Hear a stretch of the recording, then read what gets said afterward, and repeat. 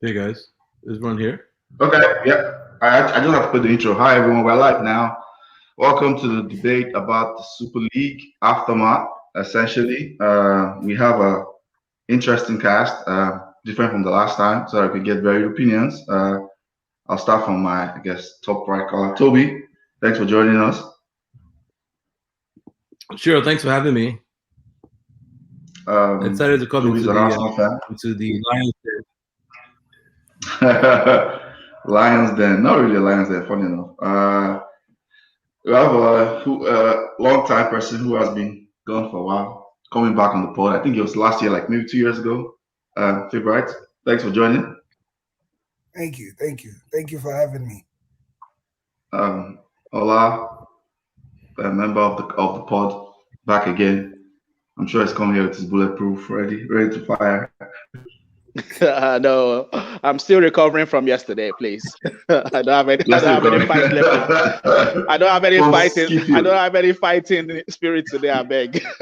Well, who on this call has fighting spirits? Hey, we're chilling. I beg. You're chilling with your drum. Hey, we're chilling in solid second again, right? Solid second. Yeah. You remember that? Was that Moreno season? Yeah, Moreno season. That you guys were just solid second all through the season.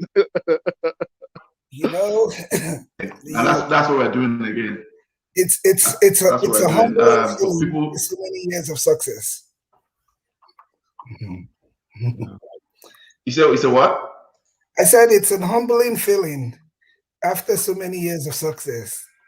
It is. As everyone is joining, once you're watching, people who are watching, like, share, subscribe to our content. Tell your friends, tell your enemies. You should not have enemies, but tell your enemies if you have one about our podcast. Today, we'll be diving into the Super League. Obviously, the last 1 week has been crazy.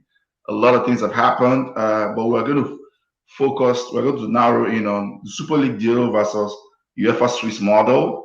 We'll be talking about the fallout from the deal. There's been different things that happened, protests from different clubs, Chelsea, Arsenal, Manchester United. We'll talk about the position of the CEOs. Do you think there should be any consequences?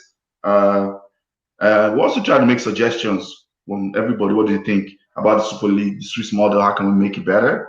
I know last podcast we had a lot of opinions which are kind of for the Super League, and that's why that was against the Super League. That's why we're going to start with Toby, who is, I think he's for, or he wasn't totally against it. So Toby, tell us why you are for the Super League, apart from the fact that Arsenal are looking for a shortcut to get back to Champions League. We know that. Tell us your reasons about that. Calm down. All of you calm down.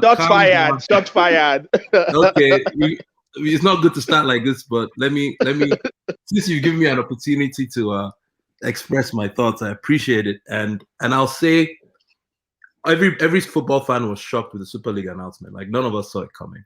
And the first thing I saw when I saw it was, this is interesting. What is this all about? And I think where we've differed is how we analyze, one, the motives of the clubs who are doing it, and two, the reason for doing it, and three, just football in general. And I have very different opinions from, I know a lot of people on that entire Facebook group, and that's fine. And my opinion on the Super League was same with what Wenger was saying 10 years ago. Football has gotten ahead of itself. I was looking at numbers today. When the EPL started till today, we've had a 2,133% rise in wages. Regular inflation is 106%. So footballers' wages have risen 2,000% since the EPL was started. When the EPL was started, it was the exact same thing. It was supposedly called the Super League as well. And it was 5 clubs that were advocating it. And they said the exact same thing. We bring in the most revenue, and so we want to monetize it.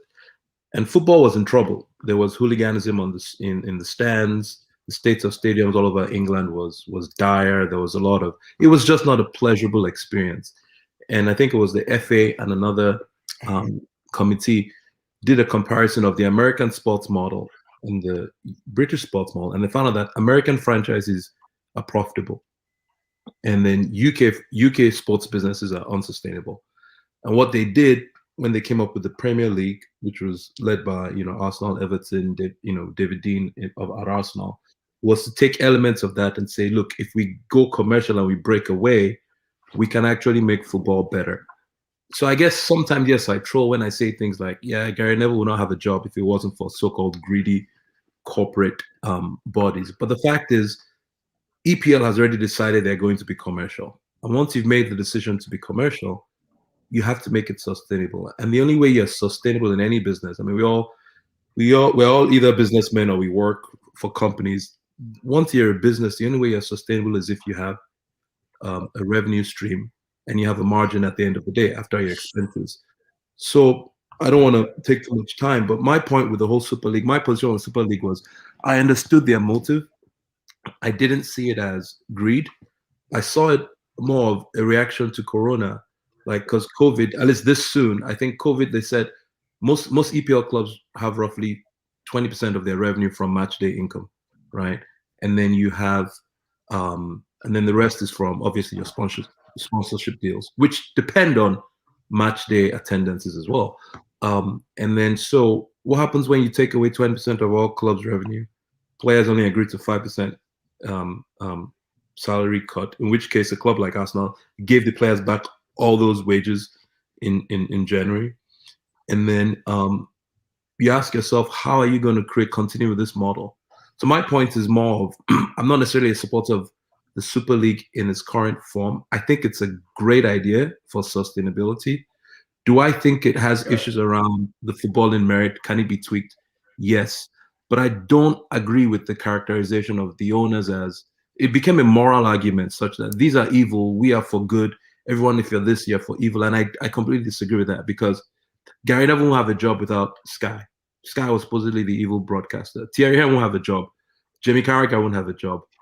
All these guys would have retired if football was kept local. They would all be plumbers or, I don't know what, working at Amazon. I don't know what they'll be doing now, but they certainly won't be benefiting. So I just found a lot of that over the top antagonism as like a little bit hypocritical, coming from ex-players, not necessarily coming from guys here. So that's my position on Super League, right? I think it's a model, and I think it's basically like the American model of franchises, right? You don't hear of American sports franchises going bankrupt, but you also hear of, if I ask you to list the last 10 years who's won the NFL, you won't list one team. Who's won the Bundesliga the last 9 or 13 years? It's probably Bayern, right? If I ask you to list the last 10 winners of the NBA, you won't list one team. You list multiple teams, right? So we can have this argument of, oh, one is fairer because it's systematically you can get relegated, but we're all sitting here, we know our clubs are not going to get relegated, right? You can say, oh, well, how did this person come up? Well, can Watford win the Champions League today? No, it's a myth. It's like, I look at it like how black people are treated in America. Oh, we'll keep this system, but we'll let you guys feel you can rise and overcome.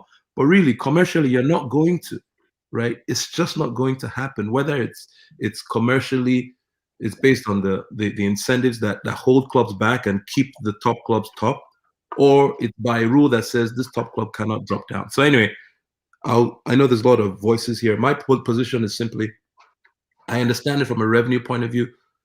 And if we're really going to say we want to discard with all of this and we want football to come back to the fans, then the first people that need to start taking pay cuts are the players, because that's what's driving football broke. Players, agents, middlemen, all of that waste, that's where the problem is. So that's my position.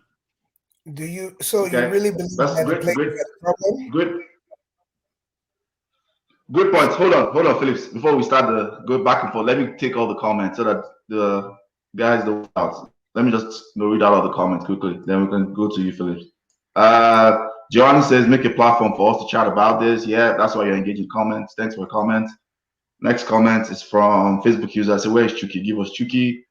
I don't think you can make it. Are you sure that wasn't Chucky that wrote that? Oh, I don't know. Possibly. Maybe if he wants to, hey, Tricky, if you want to jump on, send me a message. I'll send you the stream to jump on if you want to jump on. I'm just messing around, yeah. No, if it's Tricky, if he wants to jump on, I'll send it to him. Everybody's asking for Tricky. Someone says shots early in the show, shots fired early. Yeah, that's how we do it. Had to get a shot in for Toby. He's been firing shots all week. Someone says good to have someone with a different opinion on here. Thanks, Ayo. So that's what it's about. It's about opinions. Next comment says, I can tell you, Toby, Super League is a good idea, but it needs to be adjusted. I don't totally agree with that, but my comment come at the end. Last comment says, basically, if you ever had negotiated with the Super League to tweak it, it could have been a good system. Okay, the floor is yours. Favorite. Okay. You have some comments. Okay. Go ahead. All right, so it's funny that Toby said none of our teams is getting relegated, and he knows where his team is on the table. They're not going to get relegated. Let's be honest. I know, just saying anything is possible, But never been relegated in history. Real quick, the person that just said basically, if you ever negotiated with the ESL to tweak it, it could have been a good system. That is the basis of my biggest problem with the ESL. Basically, these guys went in on Friday and voted to approve whatever UEFA was coming to announce. And then on Sunday, they want to announce the Super League. And the point is this. If they think the Super League is a better idea, why wasn't that what they were pushing for in the negotiations? Why not vote down whatever UEFA was putting up and say, hey, we don't agree with this. We think this is a bad idea. We have a better idea. Let's negotiate on this. Why vote to approve something and then basically announce something else 2 days later? And that's where, when you talk about motive, Toby, that's where my problem is with these owners. If they really have good intentions and they want to really just make the game better, then do that. Don't say one thing in the back, announce one thing in front. Don't come out and start with, hey, we're getting 300 million pounds each. Come up with a full plan, a comprehensive plan, and put it out there. In their plan, I didn't see anything about what's going to happen to the other teams and what is going to happen to the other leagues.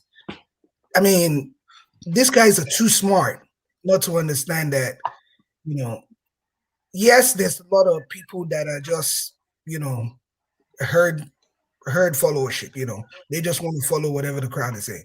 But there's enough smart people out there that if you put out a comprehensive plan that shows up exactly how this is going to work, how this is going to make the game better, rather than focusing on what you're going to make out of it, which is the 300 million.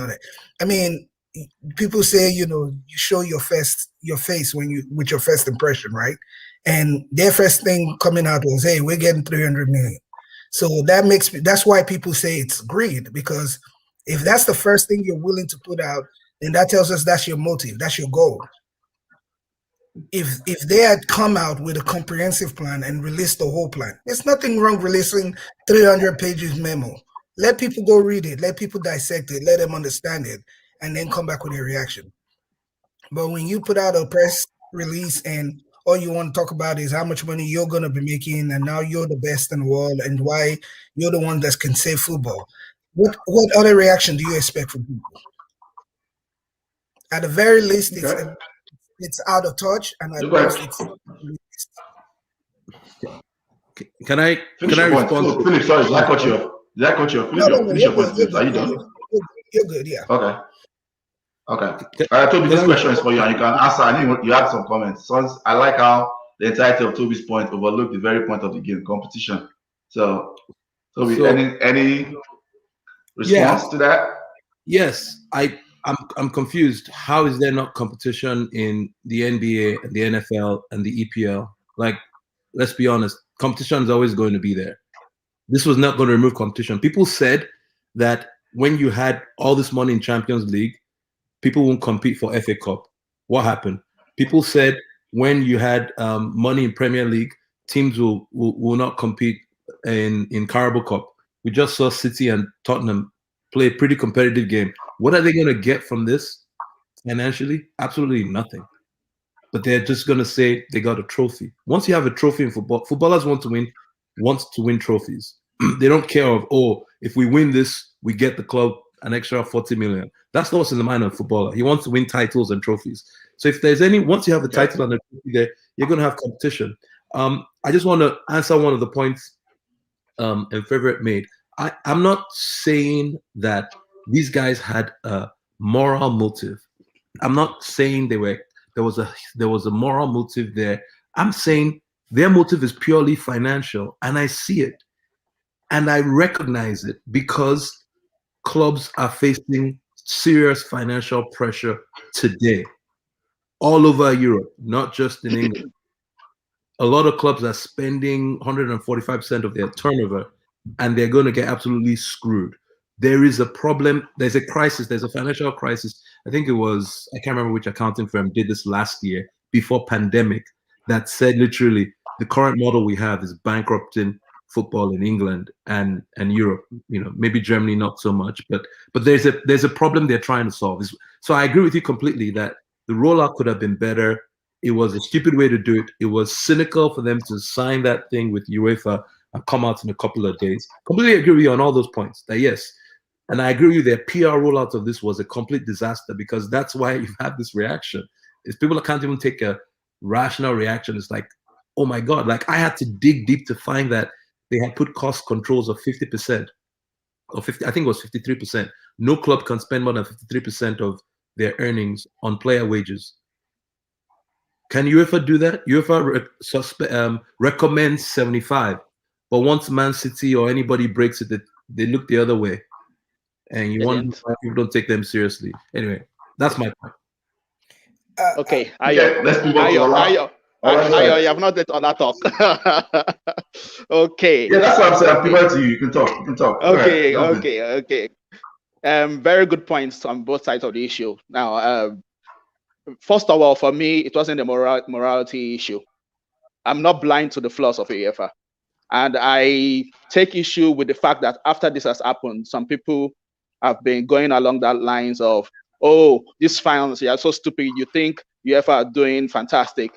And, ESL maybe would have been better. Why are you guys being so stupid? These guys are just playing you. Fans are not stupid. Fans know there are flaws in the current system. We know. And we have been fighting the current system. But fans know that this ESL would have brought bigger problems that we wouldn't have been able to fight. At the moment, we can hold the UEFA accountable. We can hold the FA accountable. We have been fighting away price tickets. They finally agreed because away price tickets are now capped. In Liverpool, we fought a price increase of £77. We fought against it. The owners backed down. When they wanted to make avail of the follow scheme, when this pandemic started, we fought against it. They backed down. They wanted to trade back Liverpool's name. We fought against it. They backed down. So people should not think that, okay, because maybe fans are just being stupid and thinking these guys are doing for our own good.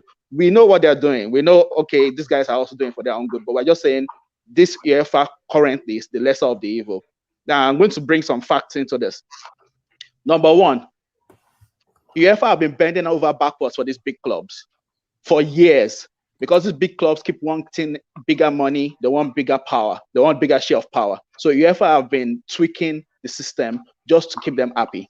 Even this new formats that I was talking about, the Swiss model format, it's because they wanted to create more games for many of these big clubs so they can have more money from revenue. But it's still not enough for these guys. When I talk about greed, I'm not talking about only money. I'm talking about power. Now, look, for example, Liverpool's owner bought us for £300 million. If Liverpool is sold tomorrow, now they got a £3 billion bid as recently as a few days ago. So they bought us for 300 million and they're going to sell us for at least 3 billion. And they even rejected that. So they're looking for around 4 billion. So are you telling me that money is still not enough for them? When I talk about greed, that's what I'm talking about. So now they say they want to form a super league because Toby says the pandemic is the reason. No, I didn't say they lost accelerated. They said they lost revenue. That's what you're saying. That many of them even lost before revenue. Pandemic, they were already in trouble. Yeah, and that's not going to stop. That's not going to stop them from being in trouble. Let us say, for example, Real Madrid joined this Super League. and got 300 million. What is to stop Real Madrid from going to bid for Haaland and then splashing, like you are saying, maybe 53% limit? What stopped them from splashing all that 53% on Haaland and still making the game unsustainable? Out of that 300 million, they could easily have spent 200 million to get Haaland and pay his wages, and then 20 million is going to his agent, another 20 million is going to his father. It's not going to stop. You're thinking this is going to solve this. It's not going to solve anything. And what's even worse, the model they proposed is an anti-competition model in which 15 teams are guaranteed perpetual qualification. Okay. Perpetual qualification, nobody. And then a comment here, Ayo, maybe you saw one of the comments. Somebody saying here, anything, no team is beyond relegation. Leeds United were a big team. They were one of the founding teams of Premier League. They went down. They went relegated. Okay, you tell me it's because they overspent. No. They overspent. Yes. They got in debt. They got in debt and went down. So no team is beyond relegation. Arsenal, the way they are run now, Stan Kroenke, silent Stan, is not putting much money into the club, is he? So if you are telling me that no team is above relegation, he has actually put in more money than other owners. People just don't know it. He backstopped the party. But let me let you finish your point. I don't want to keep interjecting. Okay. So you're saying owners are putting the money in. That is their job. As owners, you're supposed to make your club competitive. That is your job, to put in money. You shouldn't be giving them credit for that. They are owners. They're supposed to make your club competitive. The reason why Liverpool fans get angry with our own owners is that they rarely even put in their own money. We are a sell to buy club, which is what Arsenal were doing for a long time too. We sell, generate money through sales, and then you now use that money to buy. When this pandemic started, they wanted to put staff on follow because they didn't want to pay out of their own pockets. What I'm saying is, at the end of the day, it's not a morality issue. If we are talking about finances, these owners are multi-billionaires already. Where does it stop? We fans are always going to be the ones suffering it. Because if this ESL had gone through, they would have sold the rights to another broadcast channel and then would have had to buy another streaming package to watch ESL. We're already suffering. I was saying personally, for me, I don't even watch all games anymore. It's going beyond my reach. I'm already complaining, and then they want to join ESL on top. People say, stop watching now. Why do you keep watching? Football is an addiction, especially Liverpool. I can't stop watching Liverpool. So that's the problem with Liverpool. What? Let me take some comments. Let me jump in. Let me read out all the comments. Comments are a lot now. They're almost like 15. Let me read out the comments. I have some replies to both Ola and Toby. Okay, no problem. Says last comment. I don't think it's beyond relegation. Schalke was relegated. That's true, and they went to Spain as soon as 2015. Next comment says, personally, I think it's a good idea, but was presented badly. It's that simple. Next comment from, I think this is Jola, says competition between whom though? Between the people in the league now. Who's the competition with? It's the people in the league now. So why is talking about never going to get it? Schalke just get it. That's what happens when you have a real sport. Okay. Next comment, Toby. Yeah, getting 90K. That's a player's weekly wage. I think that was in response to. That was I should have taken this comment earlier. I think that was in response to when you mentioned something about which I don't know. We'll get back to that. I don't remember. Bola says we can't use poor management as an excuse to pull away from the football system. No one is telling Real Madrid to spend £400,000 per week on David Alaba for 5 years. That's a good point. How do you explain Arsenal's shitty performances? There. It's like that just went to a different direction. Okay. Some people just want to troll. Yeah, that's fine. Let me ask. Okay, I guess this EJ. No, one second. No, this EJ saying good discussion. Thanks, EJ. Bola says great points. Ola. I have a disagreement with Bola's point about the owner. So I'm not on No problem. We'll come to you. All of you just hold your thoughts. So let's do this because there's going to be a lot of comments. If you have thoughts, write it down so that we can catch everybody's Jola response says Toby must be on Cronke's payroll. Possibly. I wish. Toby has connections. I wish. Toby, I know you have these connections. I receive it. Give me his outnumbered here. He said Toby's outnumbered. Toby is a big man. Toby. You can take everybody. Don't worry. I'm trying to be as neutral as possible. I'll have my comments at the end. Oh, he's saying the 90K was nice. What's the response to the winner of the League Cup? Okay. Are you sure? So, that number seems low. It's more than that, but that's. I think it's 900K or something. It's yeah, not, I think it was half a million or something like that. Yeah. That's probably 900K. Let me jump in real quick to point some things out to Ola. I mean to jump in. Toby. So yes, the NBA model works and NFL and all that. But you're forgetting some very key factors why it works. Number one, they have the antitrust protection from the government, which these teams are not going to have in Europe. That's one of the biggest reasons. EPL has some government controls too. That government controls is different from antitrust protection. Because a lot of tax breaks, a lot of protection from any form of outside league competition. They have a lot of that these teams are not going to get from the European governments. So that's one of the main things. But the other key point you have to keep in mind is this. Yes, every league starts with good intentions and all of that. What got us to this point? I think that's the biggest problem we've been running into. Nobody's looking at what got us into this point. You make a good point that, okay, the player wages are so high. Or they've gotten so high, 200% increase in or 2,000%, you said, since the EPL began. But the people that point that out to you, they don't tell you what is the value of the clubs, what percentage has the value of the club's risen, what percentage has the revenue of the club risen. Those are factors that play into it. If you actually do the math and look at the percentage of what players make just nowadays to what they were making as a percentage of the club revenues, it's not that far off. The truth is money has just added into the game so much more. The other thing you have to keep in mind is this. You said that the player wages and the agents is what has ruined the game, which we can agree to that. But let's go back to what led to player wages and agents. Teams started making deals with agents in the back end. Teams started paying agents to bring them players and willing to pay. So it's this same owners that decided, hey, you know what? I'm going to pay this agent. I'm going to make this agent my buddy and give him all this extra dough to go bring me these players. So they created the problem. And you know what? As you said, 53% cap that they're going to put on the player wages. Well, guess what? 53% is a good number until Real Madrid or Manchester United finds a way to put off player wages into something else, into another bucket.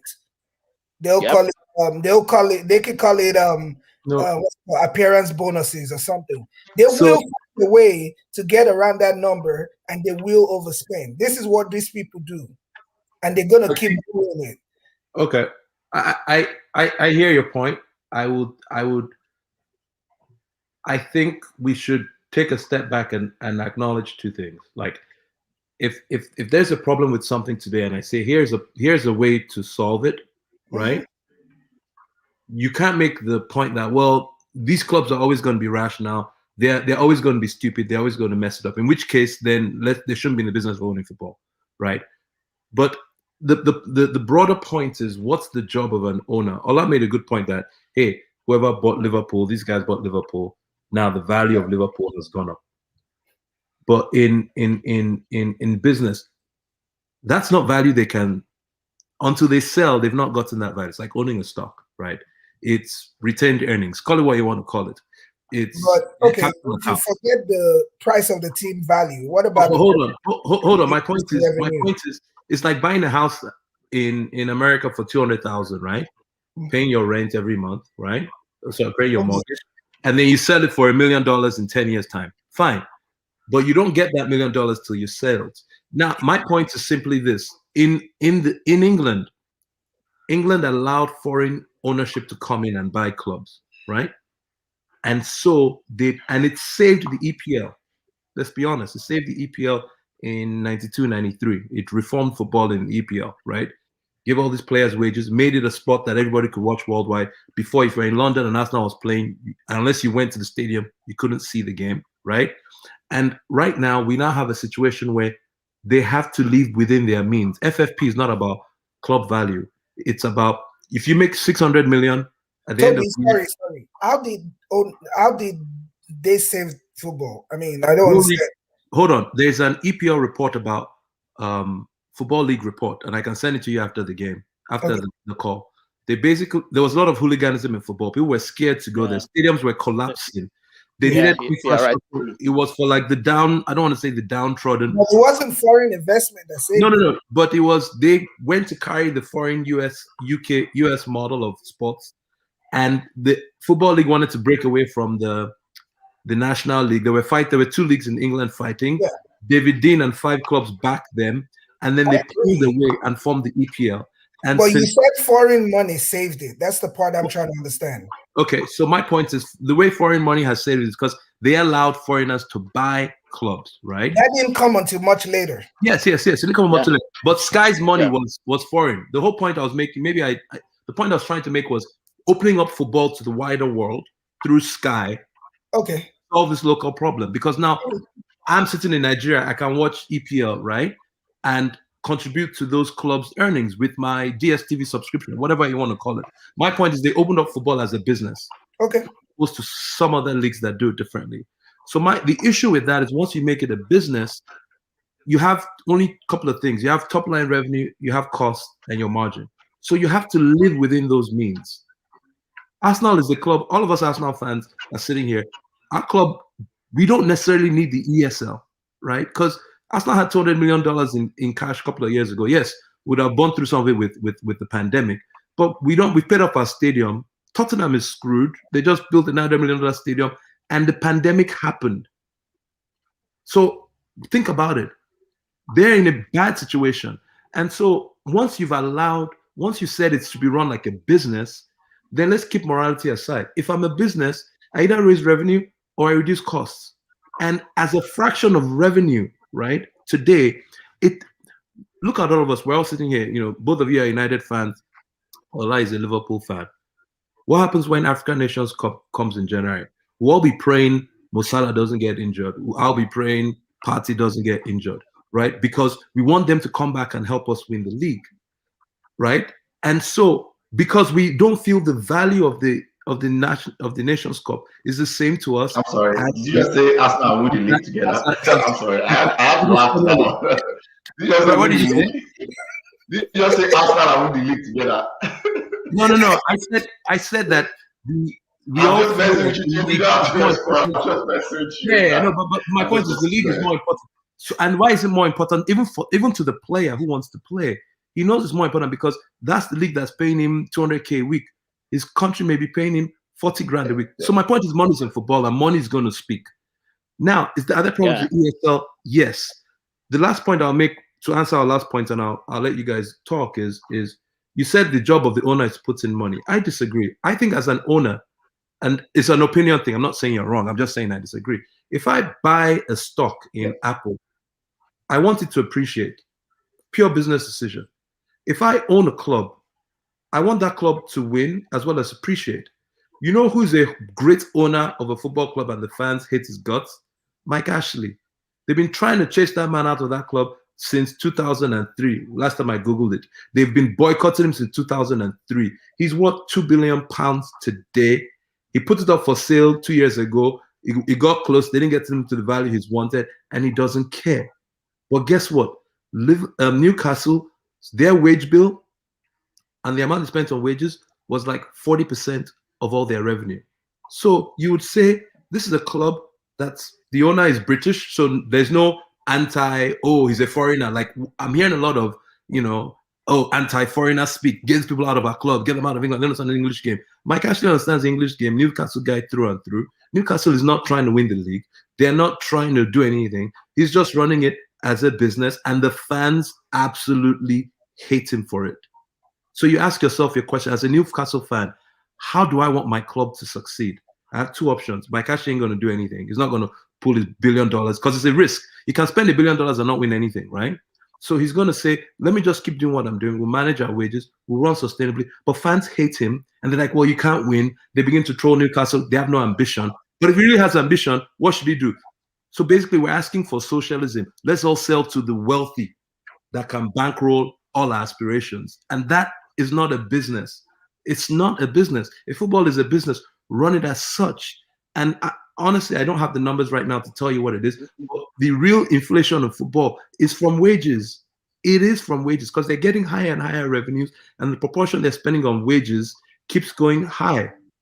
Now, Manchester United can afford to spend on what they spend on wages because their revenue is huge.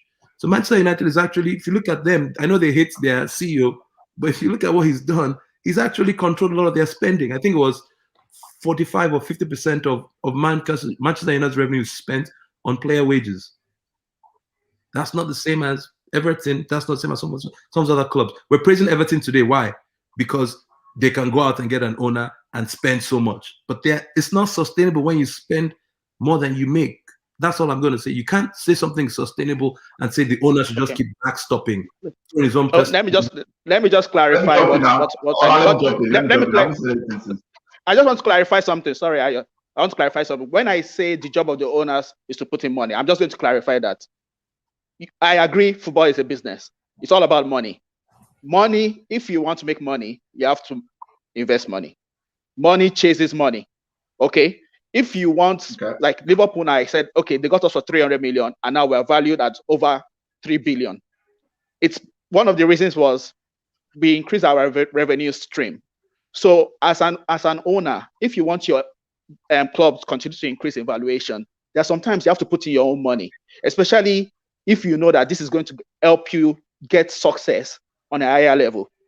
In the past few years, there's some owners that they make money and then they take it out of the club. I think that happens in United.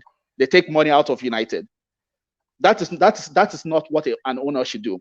You should strive to put your club in the most strategic position. Now you're praising Mike Ashley. Mike Ashley for doing a fantastic job of running it as a business. Newcastle fans did not wake up to support a business. They woke up to support Newcastle Football Club. Now, a misconception is that Newcastle fans want to win trophies. They know they are nowhere winning trophies. They want good football. They want good football. And they don't want to be fighting. They don't want to be fighting relegation every time. That is why they want him out. Because look at this season, they're fighting relegation. Last season, they fought relegation. They went down like 3 years ago. They came back again. And you are praising him. Why are you praising Mike Ashley? What are you praising him for? He took them down. They've gone down twice. They've gone down twice under his tenure. I think he's praising the business side of Mike Ashley. That's what I'm saying. But we do not wake up to support a business. We woke up to support a football club. That's what we are talking about. But I'm showing you I'm going to jump in. I have to jump in. Toby, I have to jump in now. So I'm going to take all the comments. First. Then next thing I'll move us to Swiss model. Because I know I don't want us to spend all our time because I'm trying to be efficient everybody's time. I'm going to move us to talk about the Swiss model because everybody has kind of said where they stand. So last comments, I think this was the comment that Carabao make 100K for the winner, 50K for the, okay. I don't know if that's verified, but thanks for the comment. Next comment says, a question for Toby, would you support the ESL model had COVID never happened? Hold that thought. We'll come back to it after I finish my points. Just hold that thought, Toby. We'll come back to it much later. Someone says, Toby Odumos is a capitalist. That sounds like yes. And you're a socialist. You need to be locked up. We need to be locked up. See this guy, you think you're in Putin country. You can have two capitalists that try to different ways. And that's what is here. We're all capitalists. We're just trying to do it in different ways. His own Super League, his own Carabao Cup. Next comment says, absolutely, okay, I think it's just response. The cup is useless. Next comment from CMR says, did Toby say win the league? Somebody killed me.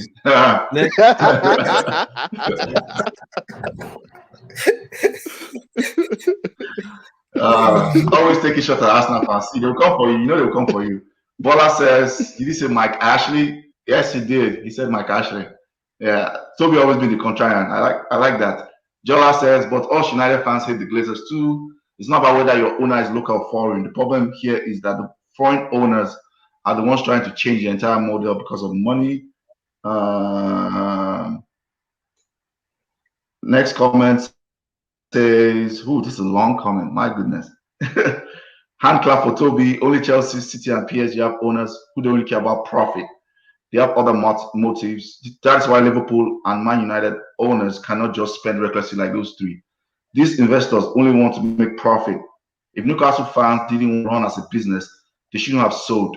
Basically, fans want an investor who wants to pump money endlessly and not take profit. Where else does that happen? I'll just answer that comment. That's not true because Manchester United. That's not true. That's not true. That's not true. That's not true because Manchester United owners spend recklessly. They just happen to make more money. Yeah, that's true. So that's not true. Bola says Everton's owner is one of the richest in the league and is doing a better job managing expenses. Ashley was pulling money out of the club. That's true. Next comment comes from. Yep, that's the point. That's the point I was going to make. 1 second. It says Ola is getting Toby's mic actually wrong. He's not supporting Mike. He's only praising him for his business brain. Business brain, and they went down twice. They went relegated twice. Do you know how much you get for going down?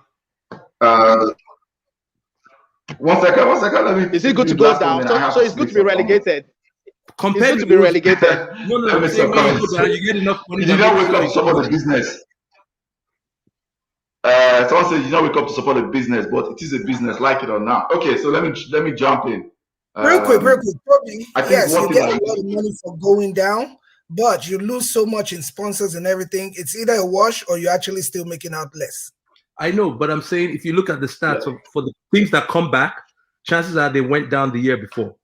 It's highly likely that a team that goes down because they already have the infrastructure and finances in place. Yeah, so they come back. My point is, whatever. Not all of them. Leeds spent 16 years before they came back. But when the league go down, what was the parachute payments then? I know, it's not about parachute. They're mismanaged. If you are mismanaged, you are mismanaged. That's just it. That's fine. So let me jump in. One thing I think that needs to be addressed is, I know Toby kind of talked about it when he was talking about the EPL when they broke away in 92, 93. I think the biggest difference is that time, right? The EPL did a better job of branding, right? This wasn't the essential narrative they sold was this. We're going to revamp the hooliganism, like you mentioned. The articles that they were calling the stadium slums. I even saw the video that came out there when the EPL started in 92. This is more than this is a whole new ball game. That was the branding. The reality is that branding was so good in the sense that, right, human beings want to feel like they are part of something more, right? They're trying to rebrand hooligans because England as a sport, you're right. In Europe, they were just recovering from that ban in the 80s, end of the 80s, and hooliganism was a big problem in the English sport. Behind the hood, everybody knows that essentially they are a corporation. It's all about the money. But they sold a good narrative and they made sure that the branding was very good. So eventually, despite the protest, people got along, right? People got along despite all the protests. Now, the ESL, I'll tell you where the ESL failed. One main problem that they failed was their branding, right?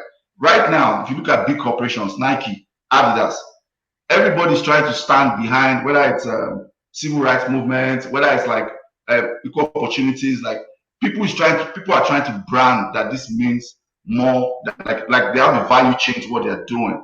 We all know we're not stupid, we're not naive. We all know it's a corporation. We all know it's all about profits. But you cannot front that way because people will draw back from that. That is where society is right now, right?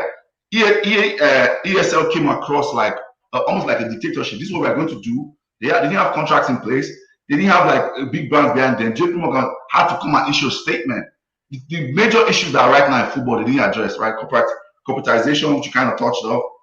Same teams winning every time, and inequality, due to all the sporting, everything going on. They never addressed any of those things. They didn't come. If they had done in their brand in that way, they would have reached out to way more people. But they came like, oh, we're going to cut off football. Pretty much, their branding was more about, oh, it's just going to be a select few. We're going to put a gate, and we're going. If you get invited, you get invited. People were always going to push back against that because the reality is this, Toby. UEFA is corrupt. We all know that. This is just now. This is my opinion. UEFA is corrupt, and it's even a fact. It's corrupt. It's clear. But I'm going to use I heard on a podcast that's very important. When a bank gets robbed, the first thing everybody wants to stop the robbers, you get the money. Then the next thing you got, okay, you know what, banks are immoral. But you first stop the robbers and get the money because regardless, everybody's money is getting stolen. The rich, the poor, the young, everybody's money is getting stolen. It affects everybody. You don't do, oh, a bank gets robbed, oh, let's cheer for the robbers because the banks are immoral. That's why this is exactly what the ESL are trying to do, right? Saying things like, oh, they're trying to save football, what they're trying to do. Those major clubs are in trouble. Juventus, Real Madrid, but they're in trouble. They're in big trouble financially due to mismanagement. And they're not coming in the front that they want to save, right?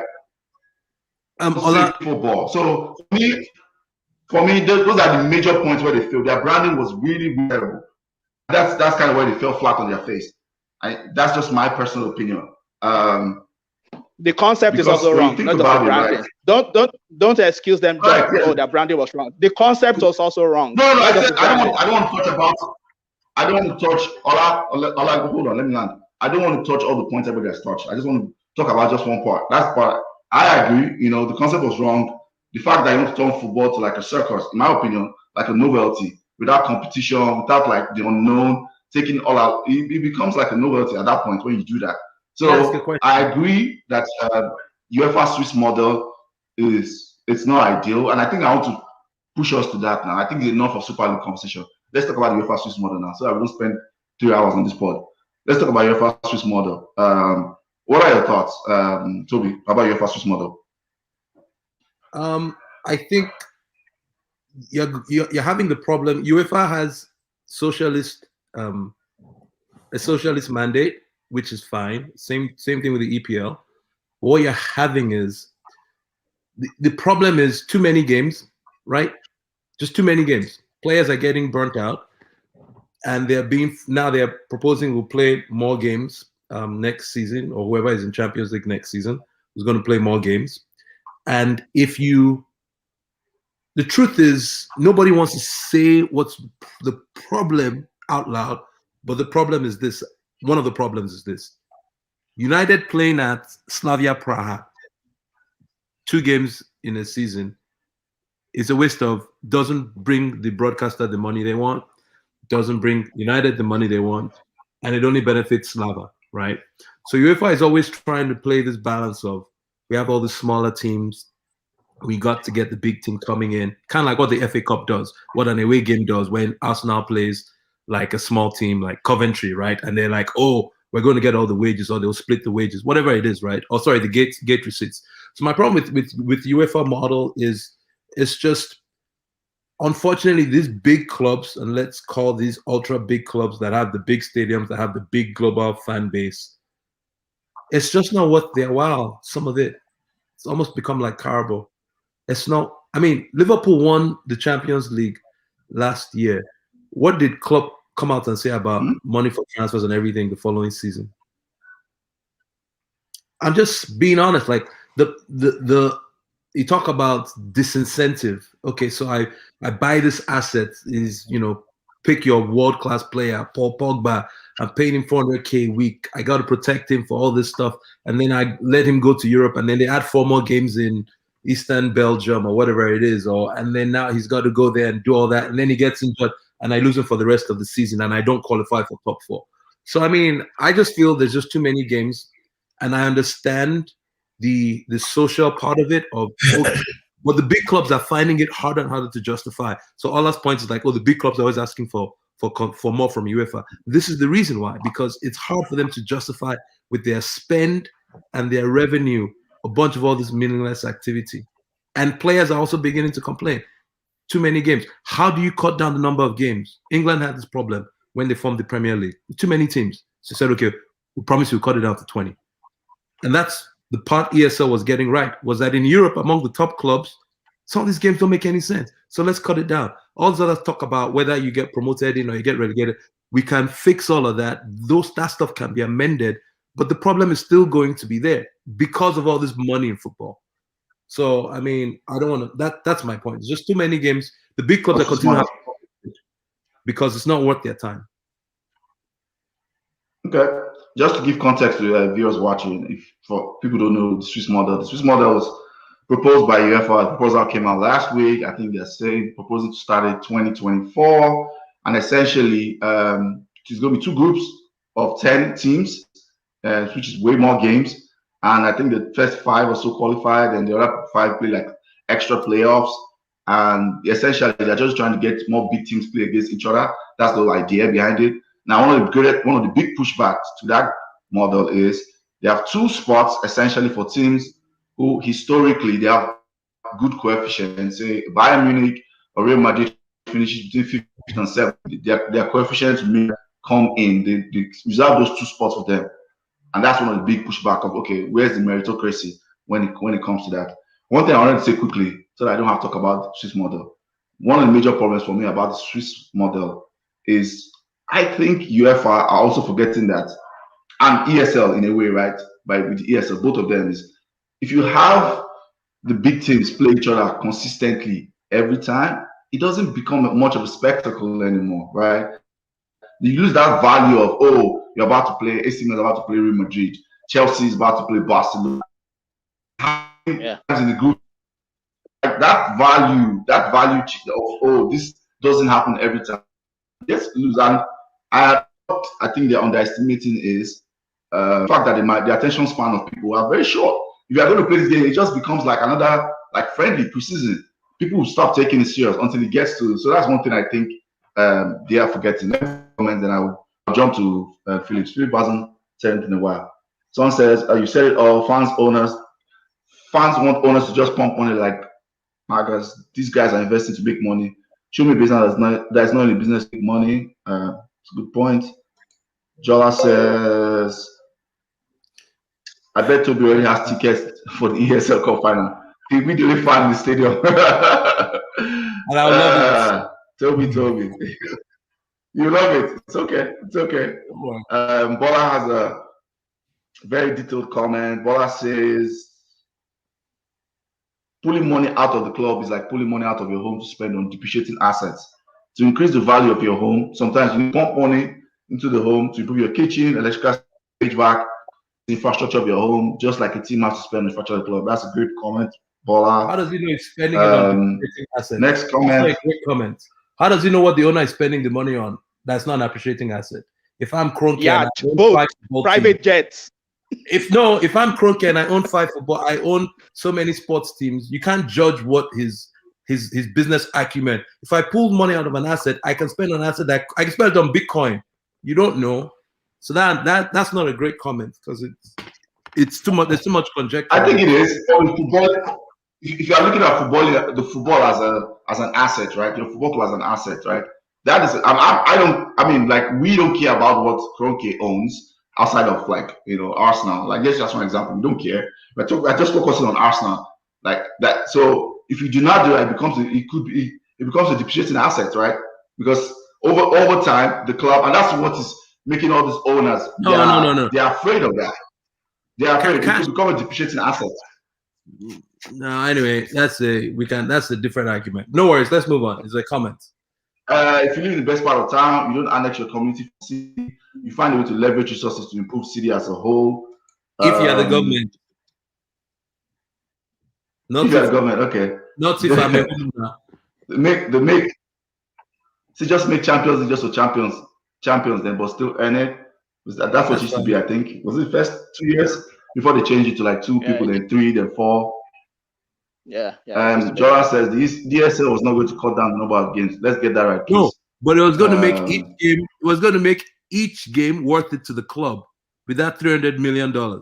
That's the point I was making. My point was Arsenal, United fans playing at Slava is not worth it to United. United playing AC Milan is worth it to both clubs. That's a selfish way of looking at it. That's the problem I have. That's the selfish way. But hold on. That's the selfish way of looking at football. Because these clubs that have been dismissed. I'm not saying you are selfish. I'm saying the owners are selfish because they're looking at football from that perspective. That's the selfish way I'm saying. Stabba Prague Stabia Prague are not worth our time. These clubs, for them, playing against Arsenal, I'm looking at perspective from the small club side. These small clubs playing against Arsenal is a one-in-a-lifetime opportunity for some of them. Some of those players, did you see how the people that knocked out Spurs, did you see how they celebrated as if they won the World Cup in the Europa League? Did you see how they celebrated because they knocked out Spurs? For some of these players, this is their dream that, oh, we played against a big club and we knocked them out. You are just looking at it from the perspective of the big club. You can still knock them out in EPL and FA. You're talking as you're just dismissing them. And, no, you can knock them out, but not in the Super League. It's super for a reason. Let me say to this Premier League. Can I chime in real quick?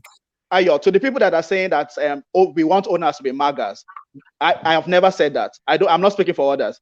I know they're in it for business. Somebody said, okay, I didn't wake up to support a business, but it's a business. I know it's a business, but I am not cheering for spreadsheets. I'm not cheering for bank balances. I'm cheering because I want to see good football and I want to see Liverpool win. I'm not caring about spreadsheets and bank balances. So when you are telling me that, oh, we want owners to be magas and spend their money and not make profit, I am not saying that. I know they're in for the money, but sometimes you have to invest your own money to make more money. That's what I'm saying. You have to invest your own money. You should not just be focusing on thinking of money-making schemes that don't generate anything for your own club. Can I make a point? Hold on, one question real quick. As a fan, if I ask all of you guys, right, your clubs want to sign players next season, and I say, hey, between Ola, Favorite Sog, and AY, you guys each need to bring $20,000 to sign this player. Would you guys put your $20,000 to see your team succeed? Am I the owner of the club? If I was the owner of the club. No, I'm as an example. If I was Hold up. I'm trying to get you to put yourself in the owner's situation. But if I was a part owner, yes, I would consider that. You consider that a part owner? If I was a part owner, because that means I'm investing. And don't forget, exactly, favorite, exactly.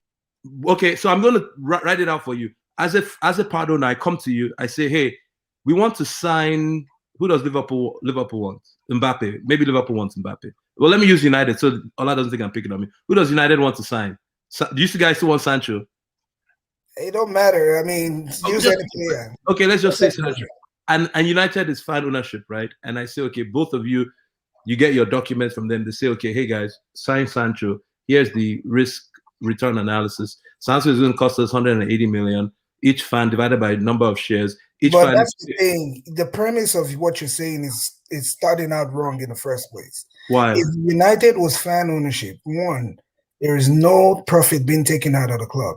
If United owners just left the money that's been made in the club, and that was used to spend, we could sign almost anybody without any problem. So basically, for United, yes, for United, no problem. But for every other team in the league, there's a problem. That's exactly what's happening in Germany. Bayern Munich thrives in this fan ownership environment. They have money and they win the league every single year, and they're great, but nobody else can touch them. How is that fun to watch? But anyway, the point I was trying to make before, and I agree with you, favorite. I disagree with that.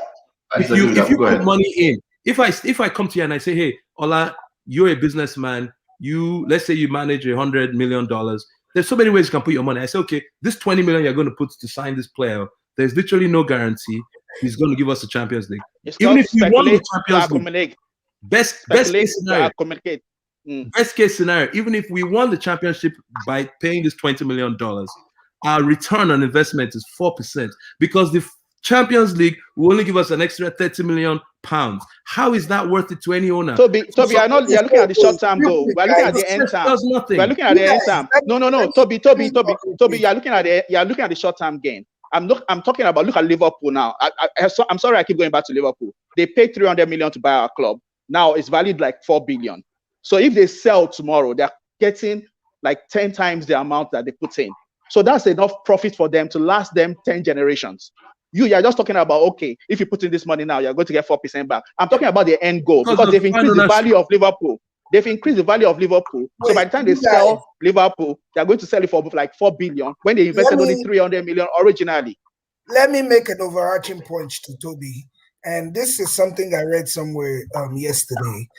So number one, the fact of the matter is, and you could probably do some research around this,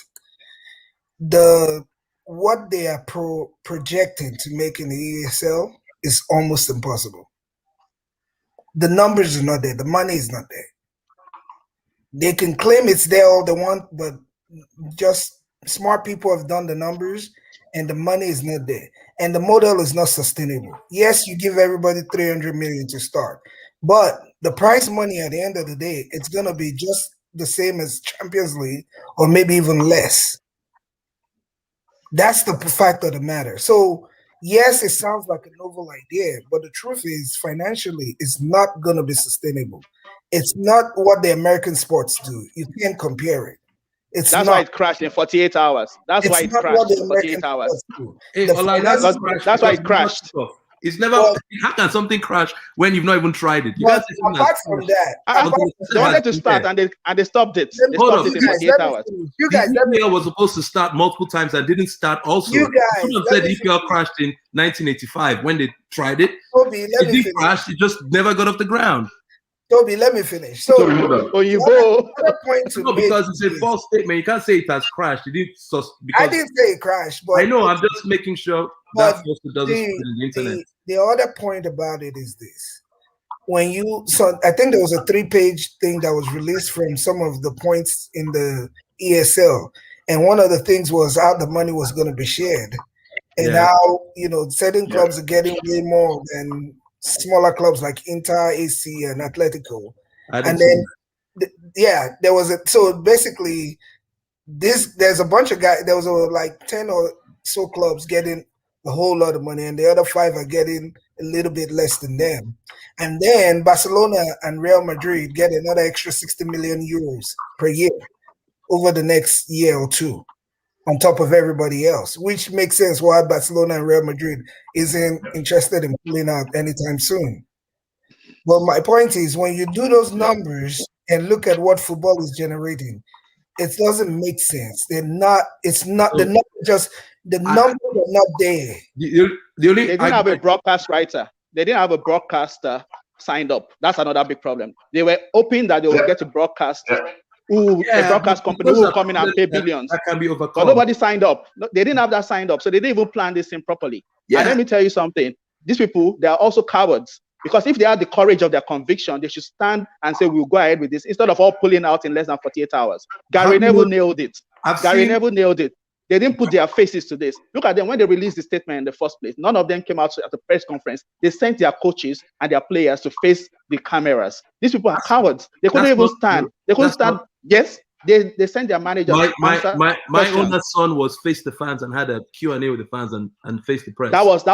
That was day 2. If your owner was saying, this was after. I'm telling you, this was after the reaction. Don't speak for my owner. Anyway, the owner came out after the reaction, but most of them came out after the reaction. None of them stood there when the heat was up. When so you guys feel that this thing is? You guys really feel that ESL is dead and gone? No, I don't believe it is dead. I don't believe it is dead because Wenger is right. Dead, but it's not dead. Somebody else put something out there, Twitter, that I read, and what they said was that if they claim, number one, if the claim by Perez is that younger fans are not watching the game is too long, right? Somebody else said, then somebody replied to it and said, it's not that the game is too long, it's that these people control so much of the TV that they say when the games can go on, how they want it on, and things like that, to the point where they're putting on games when people are just not available to watch. Games used to be a certain time every night, every week, and all that. So now they're putting games at times that is difficult for people to watch. I mean, I find myself watching games at 2:00 in the afternoon in America here when I'm working. I can only imagine what times it is for people to watch. So it's not that. So the point the person was making is that it's not that young people has lost interest in the game, is that the games are not available to them. And even those that have the time, a lot of time, because this thing is on broadcast networks, they can afford it, right? So now, if part of the way they're going to raise money in the ESL is to make games more expensive and all that, if people are not paying for it now as much, what makes you think? So hold up, Ola. So to this point, sorry, let me ask you this question. Right now, ticket holders in Arsenal, not executives, 12% of the revenue, right? Total revenue. And that's important. I think Arsenal is slightly high. Arsenal is about 20-some%, right? 25% of their total revenue comes from people attending the games because of their executive and all the snobbery they do around the games, the executive seats. ESL. Arsenal, hold up. If Arsenal had an extra 300 million, isn't the better argument from fans to say, oh, now that you have all this broadcast money, we want a 50% reduction in ticket prices across board for every single game? Because you guys have, hold on, let me finish. Because then you could make the argument that you've already made up more than enough money from your broadcast. You can then reduce the impact your day tickets make, which is what COVID did. COVID showed all of them what model will survive when nobody's in the stadium, right? So you could even make the argument that, look, that to me, that should be having, those were the kind of pushbacks I would have had in a rational environment of, oh, if this is the kind of deal you guys want to do, for the players, for the board to be agree, we don't want any hike in ticket sales. Ticket sales should even go back to where they were in '93 so that everybody can attend the game. 300 million is 1 year. What happens the next year and the year after? It was 300 million. No, I can't remember. I thought the document I saw was 300 million every year you participate in the league. I thought that's what it was. They don't know what the numbers are going to be. Yeah, I mean, none of us really know. They didn't do that. They didn't do. We're all going off incomplete information that we all saw people tweet out. So the one I saw was for participating that year, you were going to get 300 million. I don't know what was going to happen the next year. But anyway, I get your point about revenue, but it's I don't know. There are other Let me jump in now. Let me jump in. I will jump in and take comments. Then I'm going to move us away from Super League Swiss model, and we'll talk about the fallout regarding the position of the CEOs, consequences, what you guys think about that, so that I can move us on from this. Comment says, Ola, how is FSG investor going? They have to sell to buy. They are looking to make a profit. The only reason Liverpool has not gone down is Klopp. He's punching way above the money he gets. See how City and Chelsea spending, while Paul has to rub pennies together because they have a real investor who acts like an investor, not states funding a team. I'll let him respond to that. Very quickly. I'm very simple. I don't understand the point. Very simple. Okay. Let me how is it going? Wait. I said, how is it going? We won the league last season. We won the Champions League the season before. Who is asking me how is it going? Who is asking me how is it going? We won trophies last season. He's saying it's down to Klopp only, and the point I wanted to just respond to that. I'm a United fan. Obviously, FSGI had Klopp. FSGI had Klopp. So it's that simple. They had a model when they hired their manager. So yeah, there's no need to waste time on that. Next comment says, Ola, it's the money game, bro. If playing against a team don't fetch me good money, what is the point? Okay, move on. Onomé says, Troll, move on. How can Spurs be in the Super League when they get knocked out by I love the troll. Let's move on. So Toby, essentially, Jola says, Toby, essentially, you are saying fans of Slavia Prague or Coventry City don't matter. What if we made the World Cup only for Argentina and Brazil? Not and the rest of the. But there's a cup for them. What are you talking as if they don't have a cup? There's a cup for them. They'll play Europa League. Let's move on. With the Super League, that cup will cease to exist. Why? You people make this big pronouncement. It's not going to cease to exist. Don't say that. People said, oh, Super League will destroy the Premier League too. People said EPL will destroy the Carling Cup, destroy the FA Cup. It hasn't. That's not how football works. You're not going to destroy Europa League. They'll make it Europa Super League light, and Slavia Prague will have their own team at the table. Yeah, but they won't have that money that is filtering down. Okay, I'm going to jump in with figures now because it's like Toby has said this once or twice. No, Toby has said this once or twice. He said conjecture. I have figures. I have receipts. Okay, it's like you want to hear figures. Okay, I'll give you figures. Number one, you guys are corrupt. Okay, sorry, Ayo, continue. Okay. This life is not balanced. Let me reply to that comment real quick. Let me reply to that comment real quick. It's fine. The reason the life is not balanced is because pro ESL people are hiding under the table like their owners. Most of them. Only happens to be the brave one that came out. Yeah, I invited a couple of them, and they didn't come. They didn't want to come on the show. So hey, that's all I can do. I'm not going to force a horse to drink water. On says the benefit of Champions League is that West Ham, Leicester, and Co can go on a crazy run, earn that spot, and hence earn the income of the Champions League. On the other hand, the ESL takes out that possibility and securing the income of a kebab, which is true, 100%. I mean, Spurs, for example, the ESL came out 7 years ago. Spurs didn't get in, so it's as simple as that. So these are the kind of arguments I think we should have been having, right? Pros and cons of the format they put up. Those are great arguments. I love that argument because that's what I did. That's what I was trying to do. But you guys, nobody talked about Swiss model. Those are the I was saying let's talk about Swiss model. So everybody were going to, owners are greedy, they're destroying football. I'm like, no. Let's talk about the pros and cons. That's a great point. And I agree with you. And ESL, if ESL is ever going to work, they have to fix that point. There should be some way of merit getting in. When we say they're taking that competition, that's the same thing. If you don't give the chance to teams like West Ham and Leicester, then you're taking out competition. That's the point we mean by competition or meritocracy. That's fine. That's fine. And I think they have to fix that. For it to ever work, that's got to be fixed. Completely agree. Okay. Yeah. And we're making inroads here. We're making inroads here. What's Perez saying? I'm going to scroll through some of the comments because some of the comments are just trolling. There's no point talking about stuff like that. When they troll maybe it's just that young people. You go past it, eh? I see how it is. Nah, it wasn't. When they troll you, Someone said I was shouting. Don't worry. Someone said I was shouting. No problem. And leave the comments up. Okay. We want to go through it. We'll go through. I have no problem with that. I'm trying to move us ahead quickly. Let's move on. Jola says, it's a game. It's too long. It's not a game. It's too long. Perez is too old to sit down without falling asleep.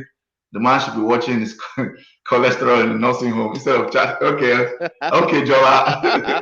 We know you're angry. Okay. Onome says, now young people have other things that are taking their time and have less interest in football. There's no proof that it's the length of the game or TV rights money. That's true. That's really true because I mean, other sports are even longer. What are they saying? Yeah. We wanted to talk about the Swiss model. We wanted to talk about the Swiss model. Yeah, let's take the final comment. Then we'll talk about Swiss model. See, Simon said he didn't invite him. He did. He said that's Miss Professor Samuel. He didn't invite me. Oh, okay, sure. Okay, Samuel, we'll get you on the next time. No problem. So let's talk about. I've talked about the Swiss model already. Who has pros? I think I talked about the cons. One of the cons of the fact that players are going to play too many games. That's not ideal for sure. Those two questions that are left for them, I mean, that takes out meritocracy, So, and that was pushed back from the big teams, the super clubs. That's where that came from. Let me say, Pro. So, okay. I think a lot of people, even though they hate the international break, the what's it called? The league that they're doing for Europe, for the countries now, I can't remember what it's called. Nations League. Nations League. Even though I don't like it, I've heard a lot of people say they like it. So It sounds to me like that's what's the same. It's pretty much the same format that they're about to use for this new Champions League. And so if people are liking it, then maybe they would like that too. Okay. Okay, that's fair. Any pro for me, Ola? Yeah. Well, pro. Okay. It's true. There are going to be more games, but let me say those more games were put in place because of these big clubs who wanted more money. So it's not like UEFA just woke up and said we're going to start putting in more games. They were under pressure by these guys, and these guys pushed them to the extent that eventually we're going to have more games, and we're even going to do this chua of putting in coefficient thing. So if one of you don't qualify, you can enter through coefficient. UEFA are doing that not because UEFA just want to do that. It's because they were bending over backwards to place these guys. So your pros, if there are more games, that means there's more money. Now, I've heard this argument UEFA is corrupt. Yes, factions of UEFA, they're corrupt. But people ignore the greater good UEFA have done to the game. So this more money that is coming in is going to filter down to even clubs that don't even qualify for European competition. Do you know that UEFA give them money? Even clubs that are non-participatory, they get more money. Member FAs in the pandemic. I know somebody was asking, what did UEFA even do last year when the pandemic hit? UEFA gave 236 million euros extra to member FAs that, okay, this is to help you to cope during the pandemic. Now, I'm just going to quote you a few figures based on this Swiss model that is going to have more money coming in. Do you know there's something called the UEFA hat-trick investment? They have like four-year phases. So phase 1, they invested 301 million, 2004 to 2008. Phase 2, 2008 to 2012, they invested 408 million. Phase 3, 2012 to 2016, they invested 513 million. Phase 4, 2016 to 2020, they invested 610 million. And now phase 5, which is going to be... We lost. Oh, you lost it. I'll jump in and jump back in. While we comment. So while we're waiting, let me just 2020 to 2024. He's back. UEFA are going to invest in. I lost you for a while. Can you jump in and jump back in? Let me send him a message while we're talking. Toby, go ahead. Oh no, I was just. Oh, he's still cutting in. I think the pros. I mean, I don't know if there are any. To me, it's just expanded Champions League, whatever, right? 705 billion euros. That money, some of it is coming from this money that's going to Champions League. Okay. No, I was just gonna say that to me, there's it looks like ESL light. That's all it looks like, and it's trying to address the tensions. And I just want people to understand why there are tensions, and not say, oh, the tensions is because of greed. The tensions are because, let's face it, the big clubs are getting bigger and richer, and the smaller clubs are staying stagnant. And that the more you try to force them to coexist in the same thing, you're going to constantly have tensions, because rich guys are saying you're only getting 4 billion from Amazon because of Real Madrid, and so I want a proportion of your shares, a bigger proportion. And the small club is saying, but you know, are we not in the same league? I'm supposed to support football. So that's really the issue, and we're seeing the early signs of this forced marriage as the super clubs become bigger and bigger, how they'll coexist within this framework. I don't think ESL's what they put out is going to work, right? But I also feel like the system we're going on is still not there. And as long as you have different leagues with different economic benefits, you're going to have this problem, right? Because a billionaire can't go and buy Stuttgart and make them win the Bundesliga because of their fan ownership thing, right? They can only own 50%, right? So they can't go and do that. But don't Actually, they can they? Isn't that what happened with Leipzig? No, Leipzig, and then they made they made an exception for Leipzig because the guy who was there, if you read about it, but even then, there's a limit. So the point we're making is that it did happen. Either it's an exception or not. To be honest, it's very rare. It's not the same way. Allowed to input money into a team, and the team started to compete. So whether it took an exception or not, the fact is that something in that line happened. Okay. Sorry, I'll be back. I'm back. I am back. Hello. 1 second. Yeah, no problem. I see you. No problem. Sorry. Did I finish my point? Yeah, did I finish my point? The fourth part. So you can go ahead. Okay, so I was saying that in the fifth model, in the fifth phase of investment, UEFA were going to put 775 billion. That's from 2020 to 2024.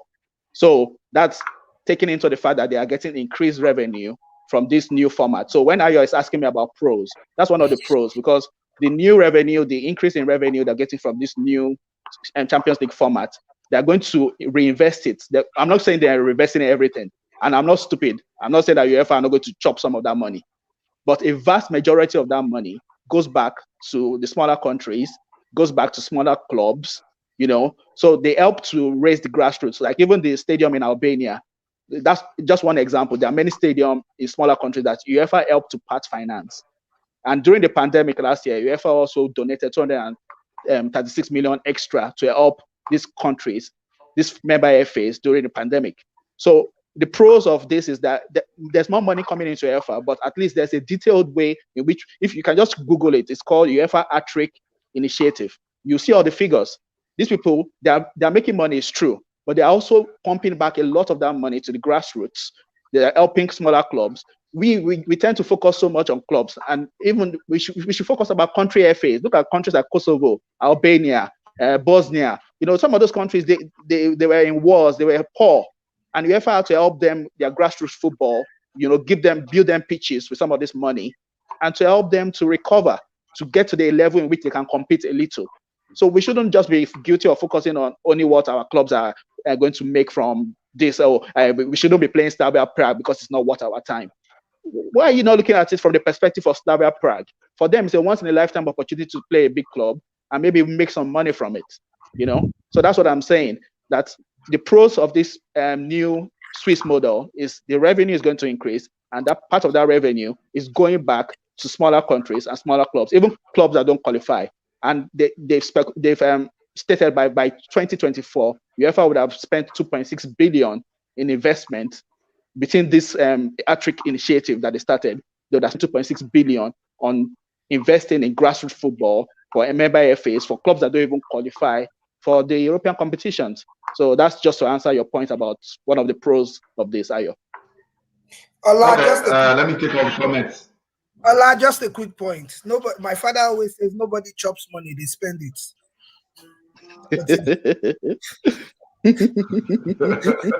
That's a good one. Let me take all the comments, and I think we should just swiftly move to, like, because I want us to wrap up in the next 15 minutes. I want us to touch two issues. Do you guys think? What do you guys think about that? Do you guys think there should be any consequences for all the clubs? Because I mean, right now, I think the EPL, UEFA are saying there's going to be consequences for the 12 clubs.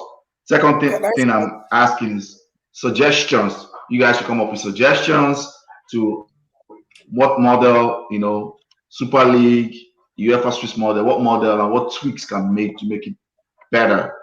I think the last comments, let me start from on top, or from Onoma said, Troll. It's trolling. Oh, okay. It's okay. trolling time, sorry. He's trolling Samuel, his friend Samuel. Yeah. This is a very good friend. Benny B5 says, if you see Liverpool play similar every year, to get boring, what's to stop them playing that game in Japan or China, and the ordinary match going fan gets priced out? That's a good point. Next comment from Jola says, Toby out here, like, I might lose 10 to buy him, but at least Rocky has an additional 400 million. It shows he doesn't know True. He doesn't know how money works in football. He doesn't go to Kroenke, he goes to Arsenal. But keep on. Next comment is from Dragon MM. He says, without all that, it's more balanced, less tense discussion. Hey, we have to give the people what they want. We're giving people what they want. There has to be some tension. They want us to be doing gentleman. They don't want any passion. They want all of us to sit down like gentlemen. Man, if you want gentleman stuff, I'm going to Cartoon Network this one. Go to Cartoon Network. I'm going to skip past that one. That's from Samuel. Oliver says, Toby, I think you got that. You got that the other. The big clubs are plateauing and the small clubs are catching up. That's why they want the model. Leicester has been consistently challenging. I think it means the middle team are catching up to the big clubs. The small clubs are still going down, but the big clubs, the middle teams. Show me who is in the quarterfinals of Champions League and Europa. Leicester going to top season from the outlooks, trying to continue, which is great for football. To be very honest, I actually agree with Toby. I think it's the other way around. It's not. It's the other way around. The gap is getting wider between the super clubs and the smaller and middle table teams, like the lesser clubs, like Philip said. I think the gap is actually getting wider. I think we're going to have the new gap in 5 years.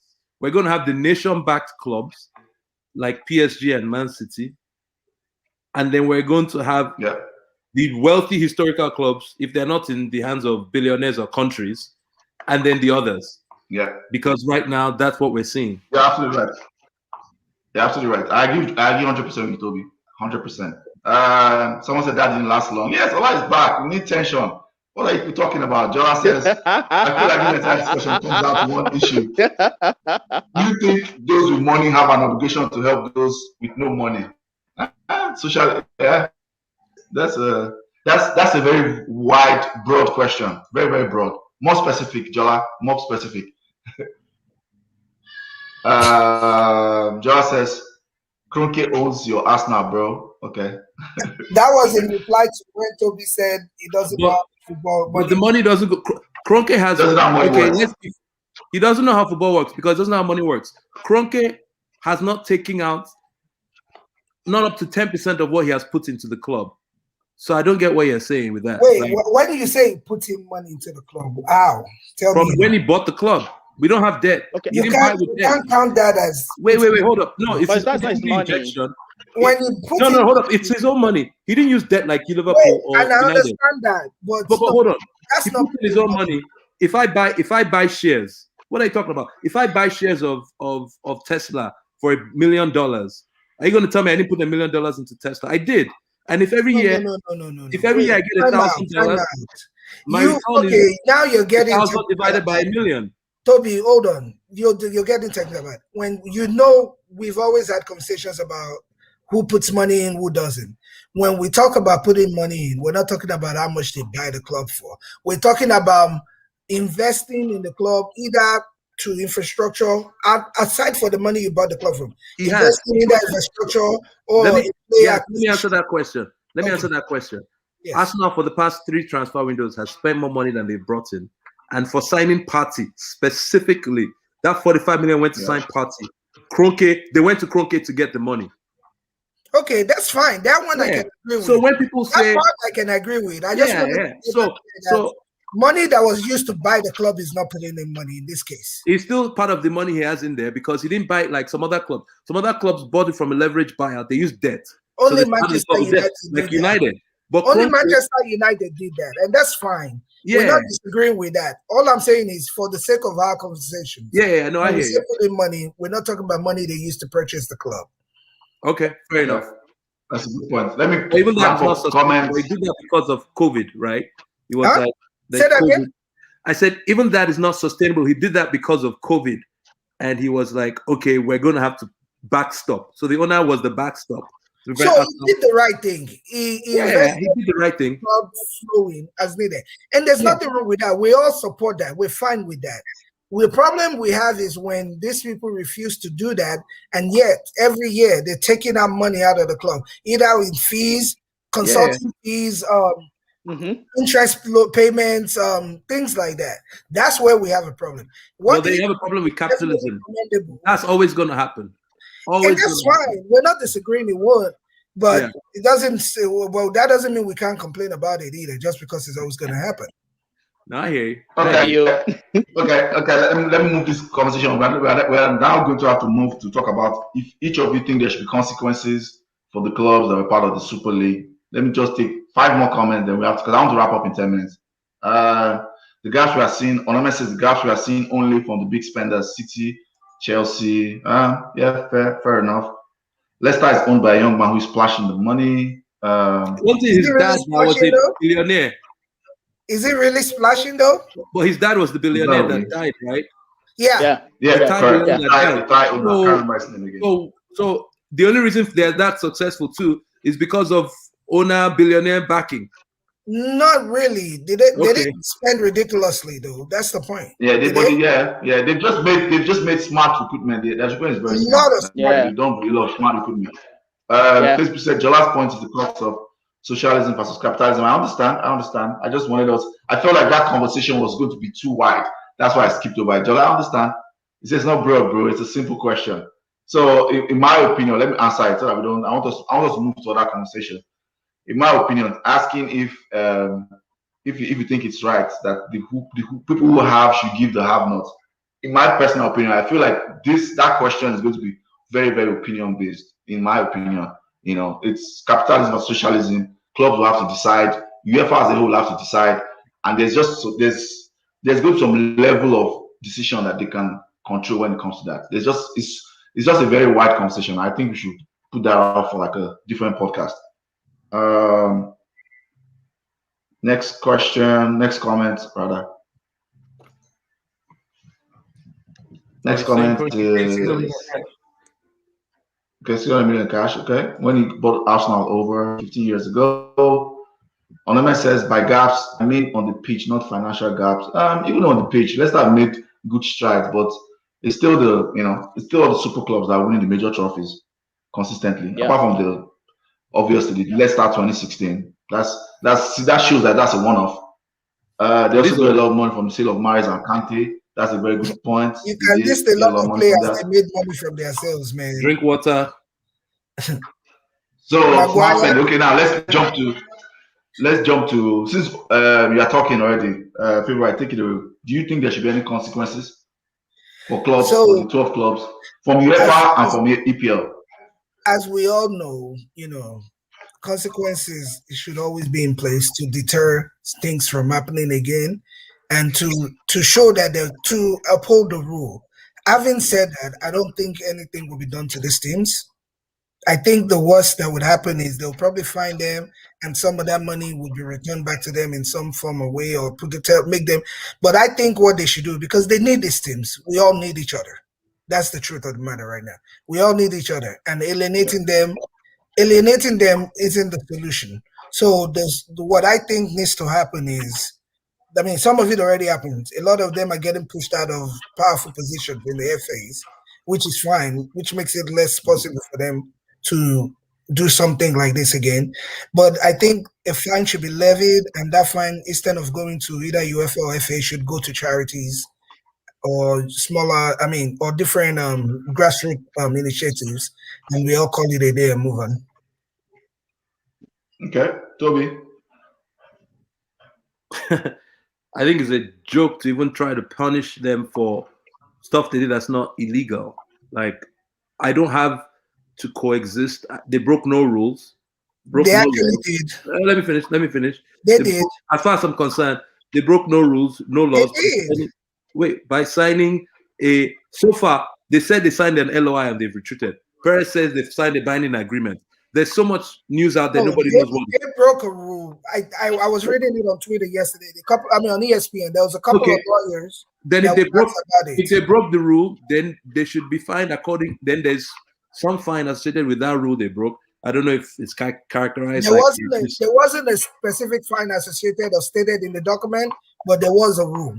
Okay, fine. If they broke it, whatever you want to do to them. I just find it really funny that, once again, the same people who broke away and formed Premier League amidst fans' protests and amidst player protests are coming now and say, okay, we want to fine you for wanting to break away. It's a free society, right? They should be able to form whatever thing they want to form. If there are rules that they broke, fine them according to those rules, I'm fine. But legally, as far as I see, they've not broken any rules of anything. And plus, they've not done anything yet. So I don't know, man. I don't know what you're going to do to them that's going to hurt them, other than send a message other than disqualifying them from major competitions, which will probably even push them to form the ESL. Like, if you disqualify those 12 teams, nobody's doing that. No, but that's the kind of punishment some people are crying for. Gary Neville was saying, duck them points, do this thing. People were saying even collect all their past Champions League trophies. And Gary Neville out there, because he won't have a job if not for Sky. So he needs to stop talking himself out of his next job, or he'll be working for Manchester United fan club, Manchester United fan TV very soon. You know, Sky actually likes that Gary Neville do that, right? It makes him controversial, which gives them more views. But wait till Sky starts sponsoring the ESL, and then we'll see which. And then he will change his tone, and he will. Yeah, so that's why I'm saying he needs to calm down. Wrong with that. He just needs to fire ballet. He's doing the same thing we do after our job every day. We don't agree with some decisions, but when some of the stuff he went to, when he went to say punish, who was saying punish the players too? No. If their team participates, nobody said punish the players. They said punish the players. They won't play World Cup. Yeah, they said that was Yes. It was a form of indirect pressure to the team, not the players. No, it wasn't about punishing the players. So if my club, my employer chooses to make a decision that puts me in a different league, and you tell me I shouldn't play for that league, which is against my employment contract. It was a ploy. It's a ploy to put my point pressure is, on the owners. it's through stupid. The players. It's completely stupid because you go to the World Cup of you can't You use the like word stupid. A lot of people will tell you the ESL idea is stupid too. So yes.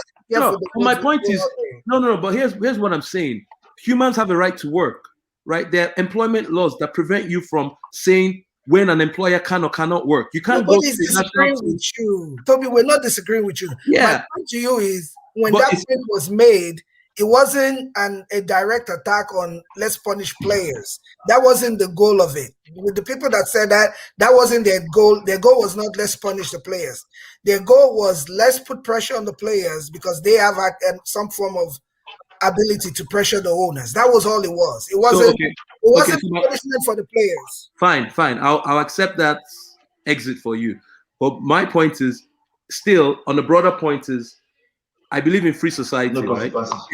If I don't want to be part of something and 5 of us decide to go do our own thing, as long as we've not broken any laws, we should be free. All this mob rule, put them down. But do you also believe in contracts, binding contracts? Of course, completely. So if there is, I'm just saying if there is something in the binding contract they signed with the EPL that says they can't go and form another league without the EPL, without the FA's agreement or approval. So do you agree that then they would have? Of course. Then they should face whatever penalties. But I bet you if that was there, they wouldn't have made this announcement because they would have known they couldn't do it. There was something in that line there. I read it yesterday. There is actually. So Toby, the Athletic released the report yesterday. There's actually so the EPL said they broke some laws. So Athletic, that's a very verified source that they broke laws and they are still trying to decide on what punishments to hand out. So there is actually broke some laws. So for Toby's opinion is that's why I think whatever they do, because we all need each other, whatever they do, they should make it some small fines and give it to charity to save face on all sides and move on because everybody needs each other. I agree. That's my opinion, though. Ola, thoughts quickly. Okay. Yeah. I agree with Toby regarding what they wanted to do against the players. I agree that was going too far when they said, "Oh, I know it was a threat. I know what Favorite is saying. It was a threat that okay, if you players played in this, we're not going to let you play the World Cup. We're not going to play." These players, it was not their decision. It was the owners or the owners of the team or the clubs who wanted to go to this league. So why are you punishing the players for that decision that was not theirs? And many of these players did not even support the decision. So I agree with Toby that the players shouldn't be facing sanctions based on what their owners did. But also based on the fact that we're defending players, I find it a bit ironic that Toby is defending players, but also wants these players to take 50% wage cut. Yes, I don't understand why. I don't understand why you want. Why would you want the player who has dedicated 2 or 3 decades of his life, sweating blood, tears, sweat, and then you now tell him, is it his fault that the club are offering him 10 million a week? Is it his fault if you are what somebody values you to be? So it's not the player's fault if you said it. If the club says, "Oh, okay, we think you are worth 10 million," fine. Why will I turn it down? So I don't believe in players receiving any sanctions. So if I'm Arsenal and a bank comes to me and says, "You join ESL, you can get $300 million," why should I say no to it? Nobody's saying you should say no, but by saying to the greater good of the game. Said no. For the greater good of the game, what they wanted to do was not going to work. The player too should take the pay cuts. But that's different because the players are employed. They're employed and they are paid what they are worth. And they work for it.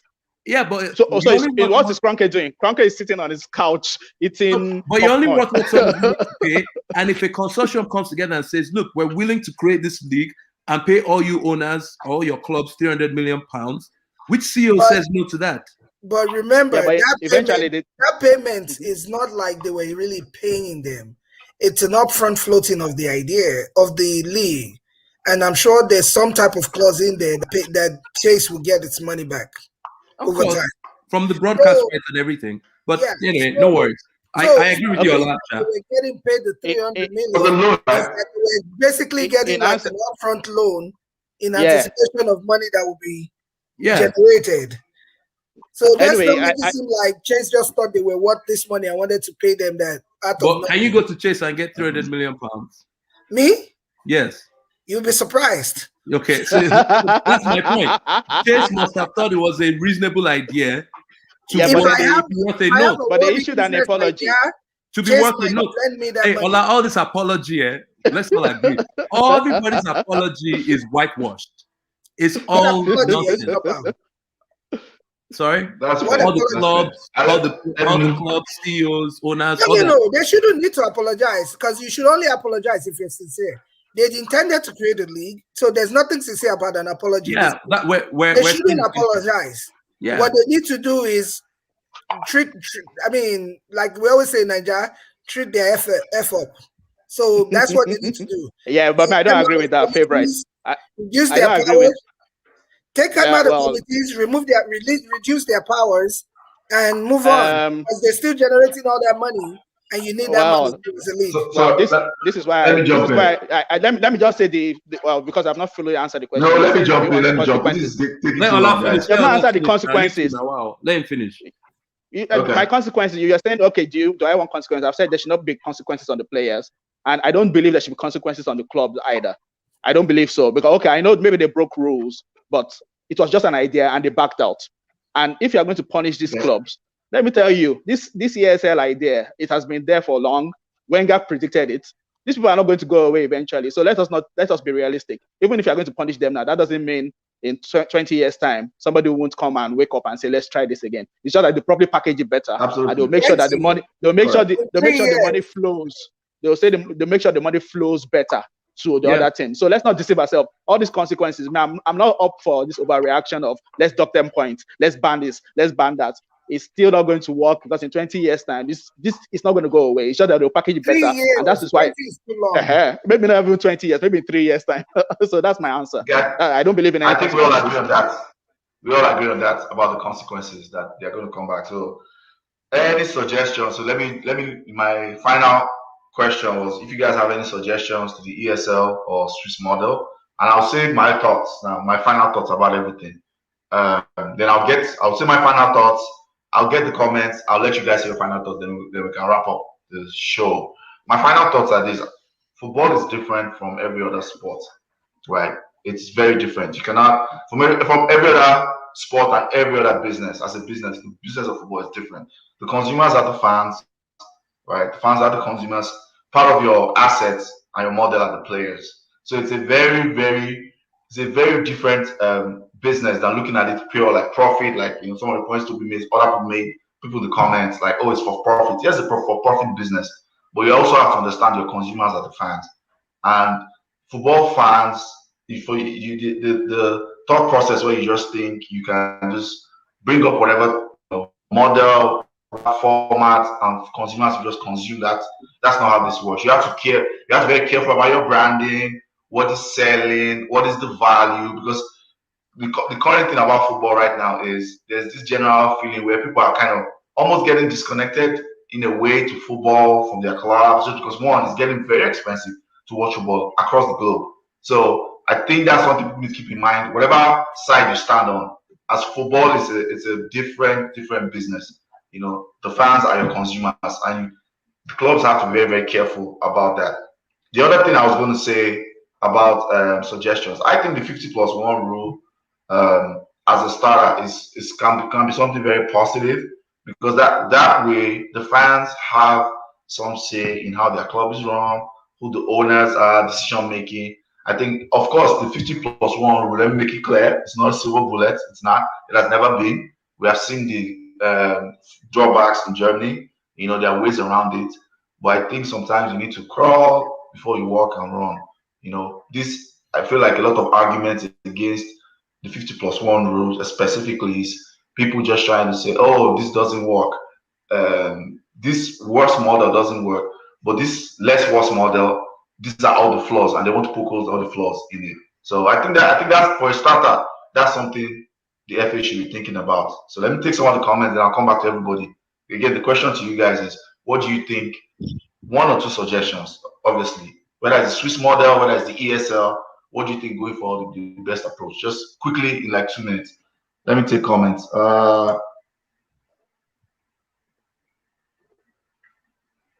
I'll just rush through all the comments. Joa says the elitist mentality is wrong with the world. Capitalism is fine. We get it.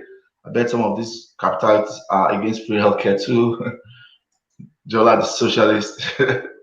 I'm just joking, Jola. Anyways, next, the next comment is slow to come up. It says smart spending. Smart spending. That's why it's not showing. Yes. It's taking forever. Oh, okay. There should be no consequences for ESL members until they officially break away. How can there be any consequences? We talked about that already. That's your opinion. That's fine. But of course, just a reminder that there are contracts, there are laws standing in EPL and UEFA. So if they break it, they don't have a choice. You don't have to officially break away before there's consequences. What rules or regulations did they break? We just talked about that and move on. Oh, there are a lot of comments that we've missed. My goodness, how are we going to catch up with these comments? Ooh. I think I'll just pick some comments and just be flipping through them. Fine for what though? Nah, move on from that. That was a response. Can Philip expand on the rule? What was it? I think the rule was if you have the Athletic, go and check the Athletic. They reported on it yesterday. I'll share the article later about the rules that they broke. I didn't read the report, to be honest. Okay, Jola seems that he said they broke several conflict of interest rules. Okay, I don't know if that's verified. That's just comments from somebody saying they broke conflict of interest rules. But do we realize that those guys stepped down from their positions once they announced they were coming, right? Agnelli stepped down. He didn't get removed. So he said conflict of interest, but I say I'm going to do this, and then because this creates a conflict, I step down from my role as chairman. So I mean, we'll see what rules they. Yeah, it doesn't change that the team is still part of something. I think there's something about registering for another league that they broke, and then I'm trying to find I'll find it later. Okay. Yeah, I'll share it on. I'll share it on our Facebook group. I'll share it. I did see the article. I just didn't have time to read that about the rule and regulations out there. If anybody's interested, it's public information.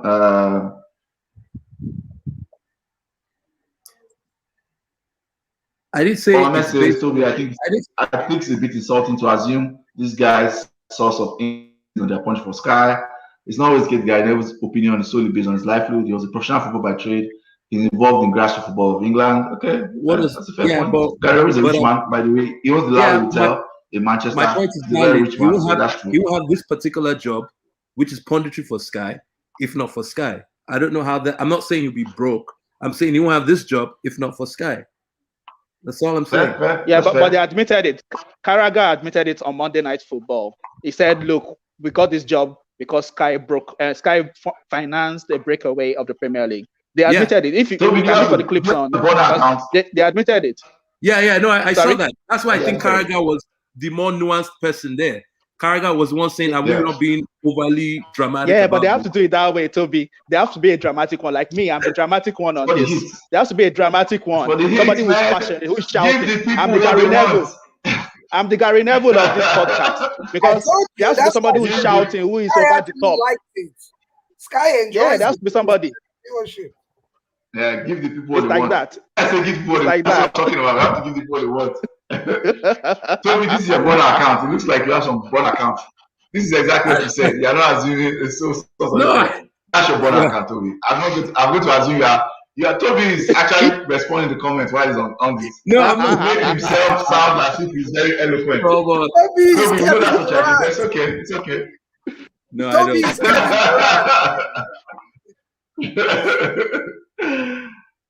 don't.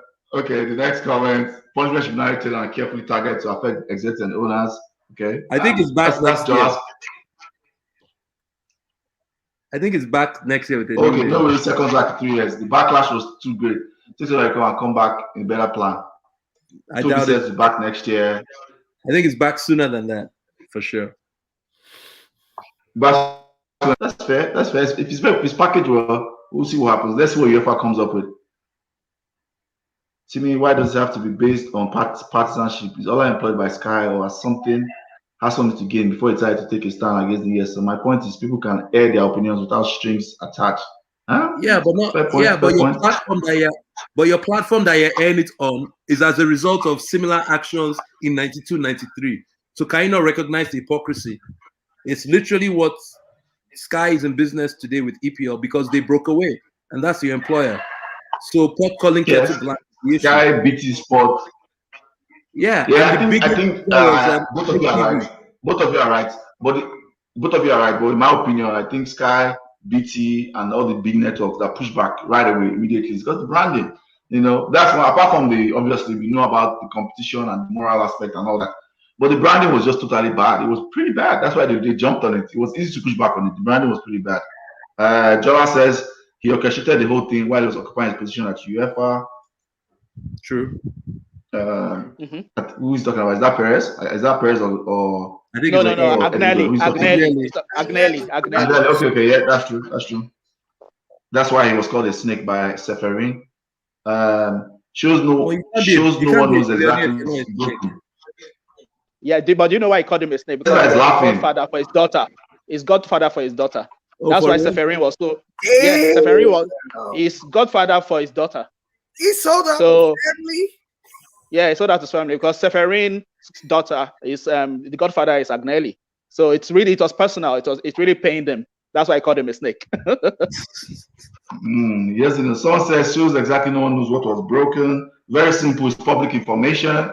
You can go on the Athletic and subscribe and find it there. It's there. I'll share the article. I don't know what the person is going for and laughing. It's public information. It's right there. Go and look for it. Hey, read out this comment. Read out this comment, please. Which one am I? Am I Kelechi? I'm Kelechi. Kelechi on Arsenal fan TV. I like this next comment.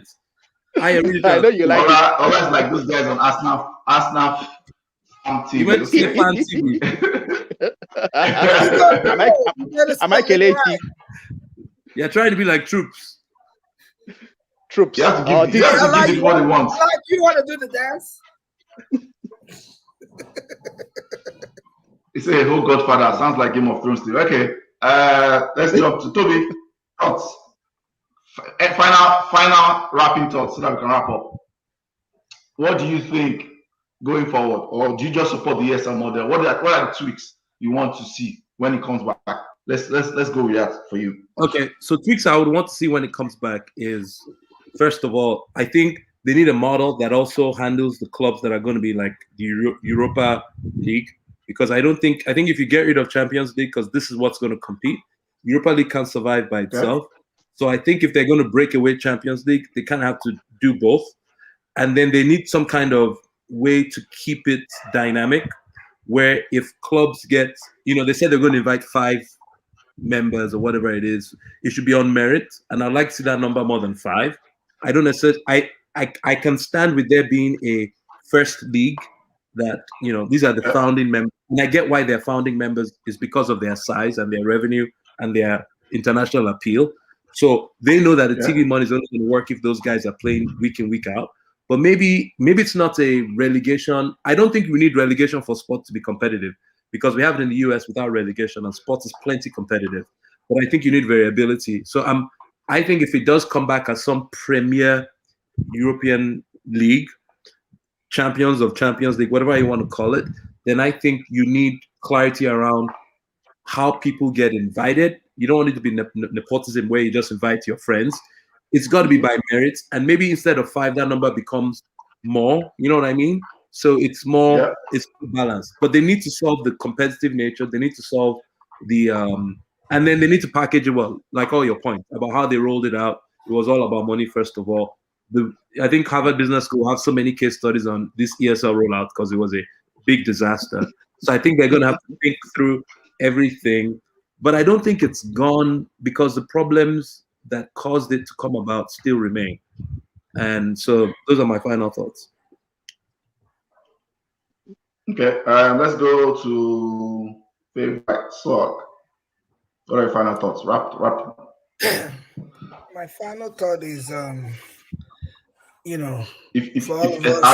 you see it around, like I guess let me be more specific. What same question I asked Toby? What are your final thoughts? If it comes back, or are you okay with UEFA's model? Do you prefer UEFA's model to be tweaked? And what are your final thoughts about football going on? I mean, I think it's pretty universal that we would all agree that there are problems that needs to be solved. Either something needs to be, what's in place needs to be reformed, or something new needs to be created in some way, shape, or form. But again, we all know this stuff is coming back. When that time comes, hopefully they do a better job at it. Hopefully they come up with a better plan and a more comprehensive plan and put it all out so that we can all, because like I've said for a while, I'm open to listening to these big clubs if they want to come up with a new way of doing things. But come on, respect me enough to give me some good details. Don't come off at I'm getting 300 million, blah blah blah.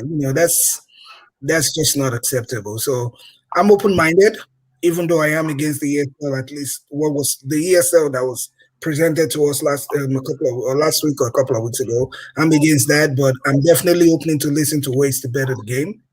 And I'm sure most fans are like that. At least most rational fans are like that.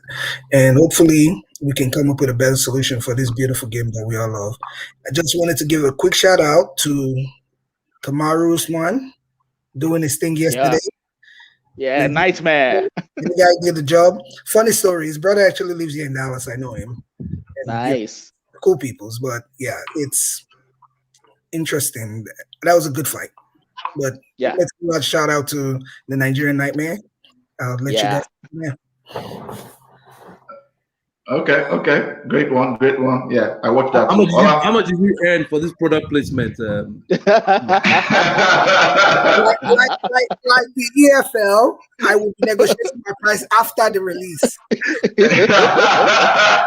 That's a good one. Hey, my invoice is coming. Phillips, I say when you leave, my invoice is coming. For that free shout out that you did, my invoice is coming. Ola, take it away. Okay, yeah. So just to round up, like I said, we rational fans, like Favorite said, rational fans know this is still coming back. It's been in the works, so it's coming back. Like I've said, it's not a morality issue. It's business. Football is big business at the end of the day.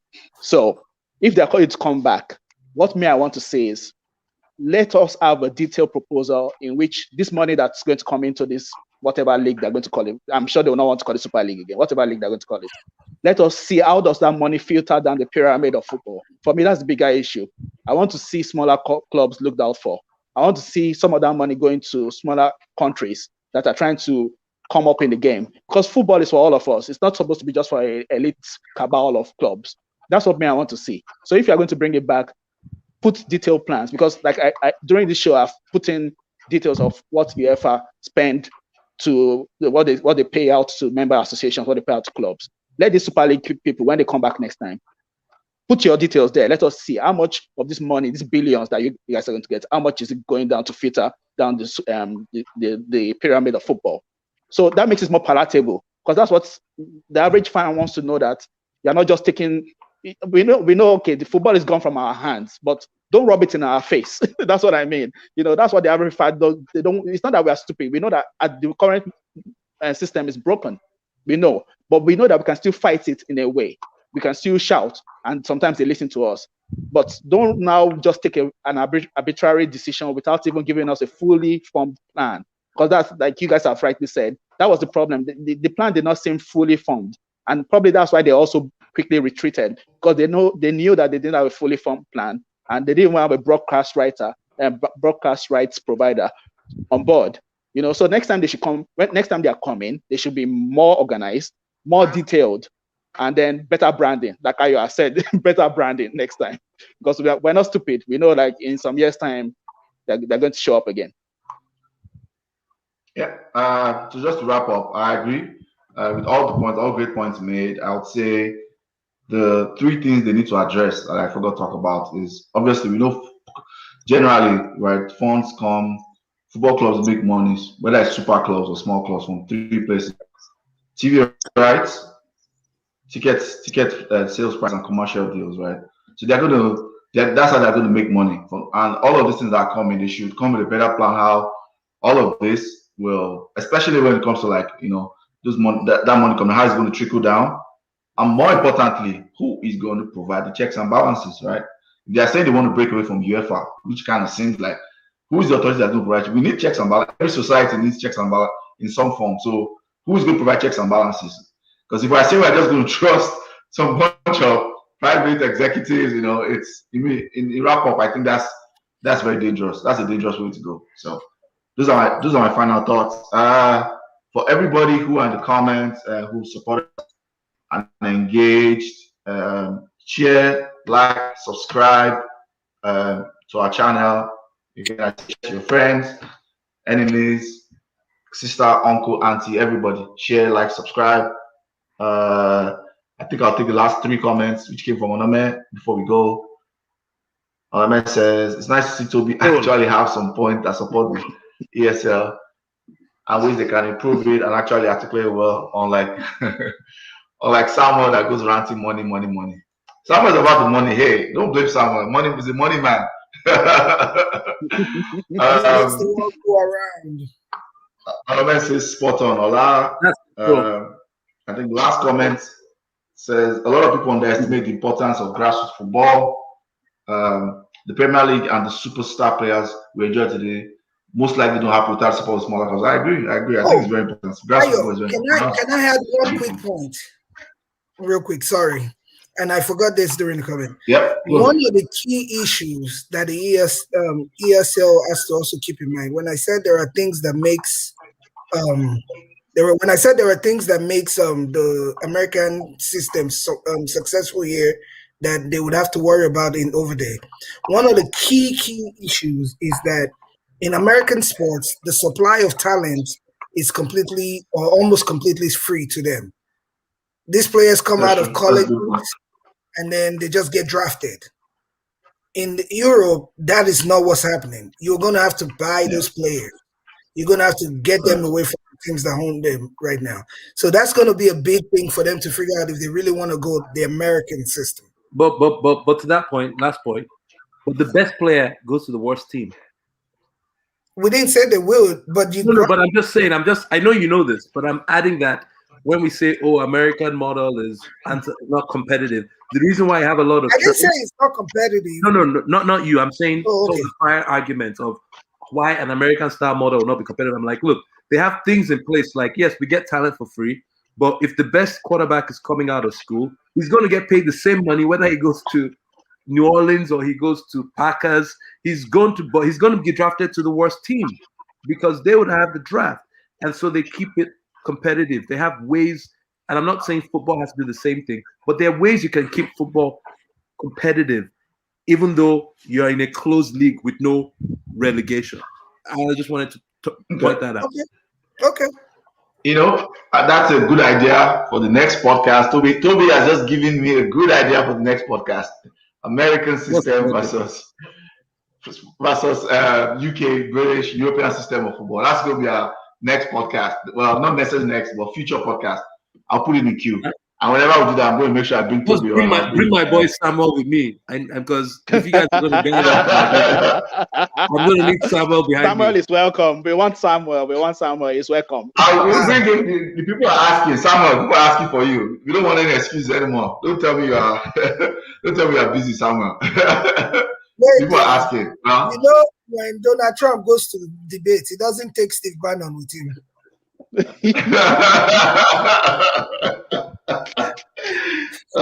a good way to end. That's a good way to end this podcast. Let me say, Toby, thanks for coming. Thanks for your time. Appreciate you coming on. Give me 2 hours of your time today.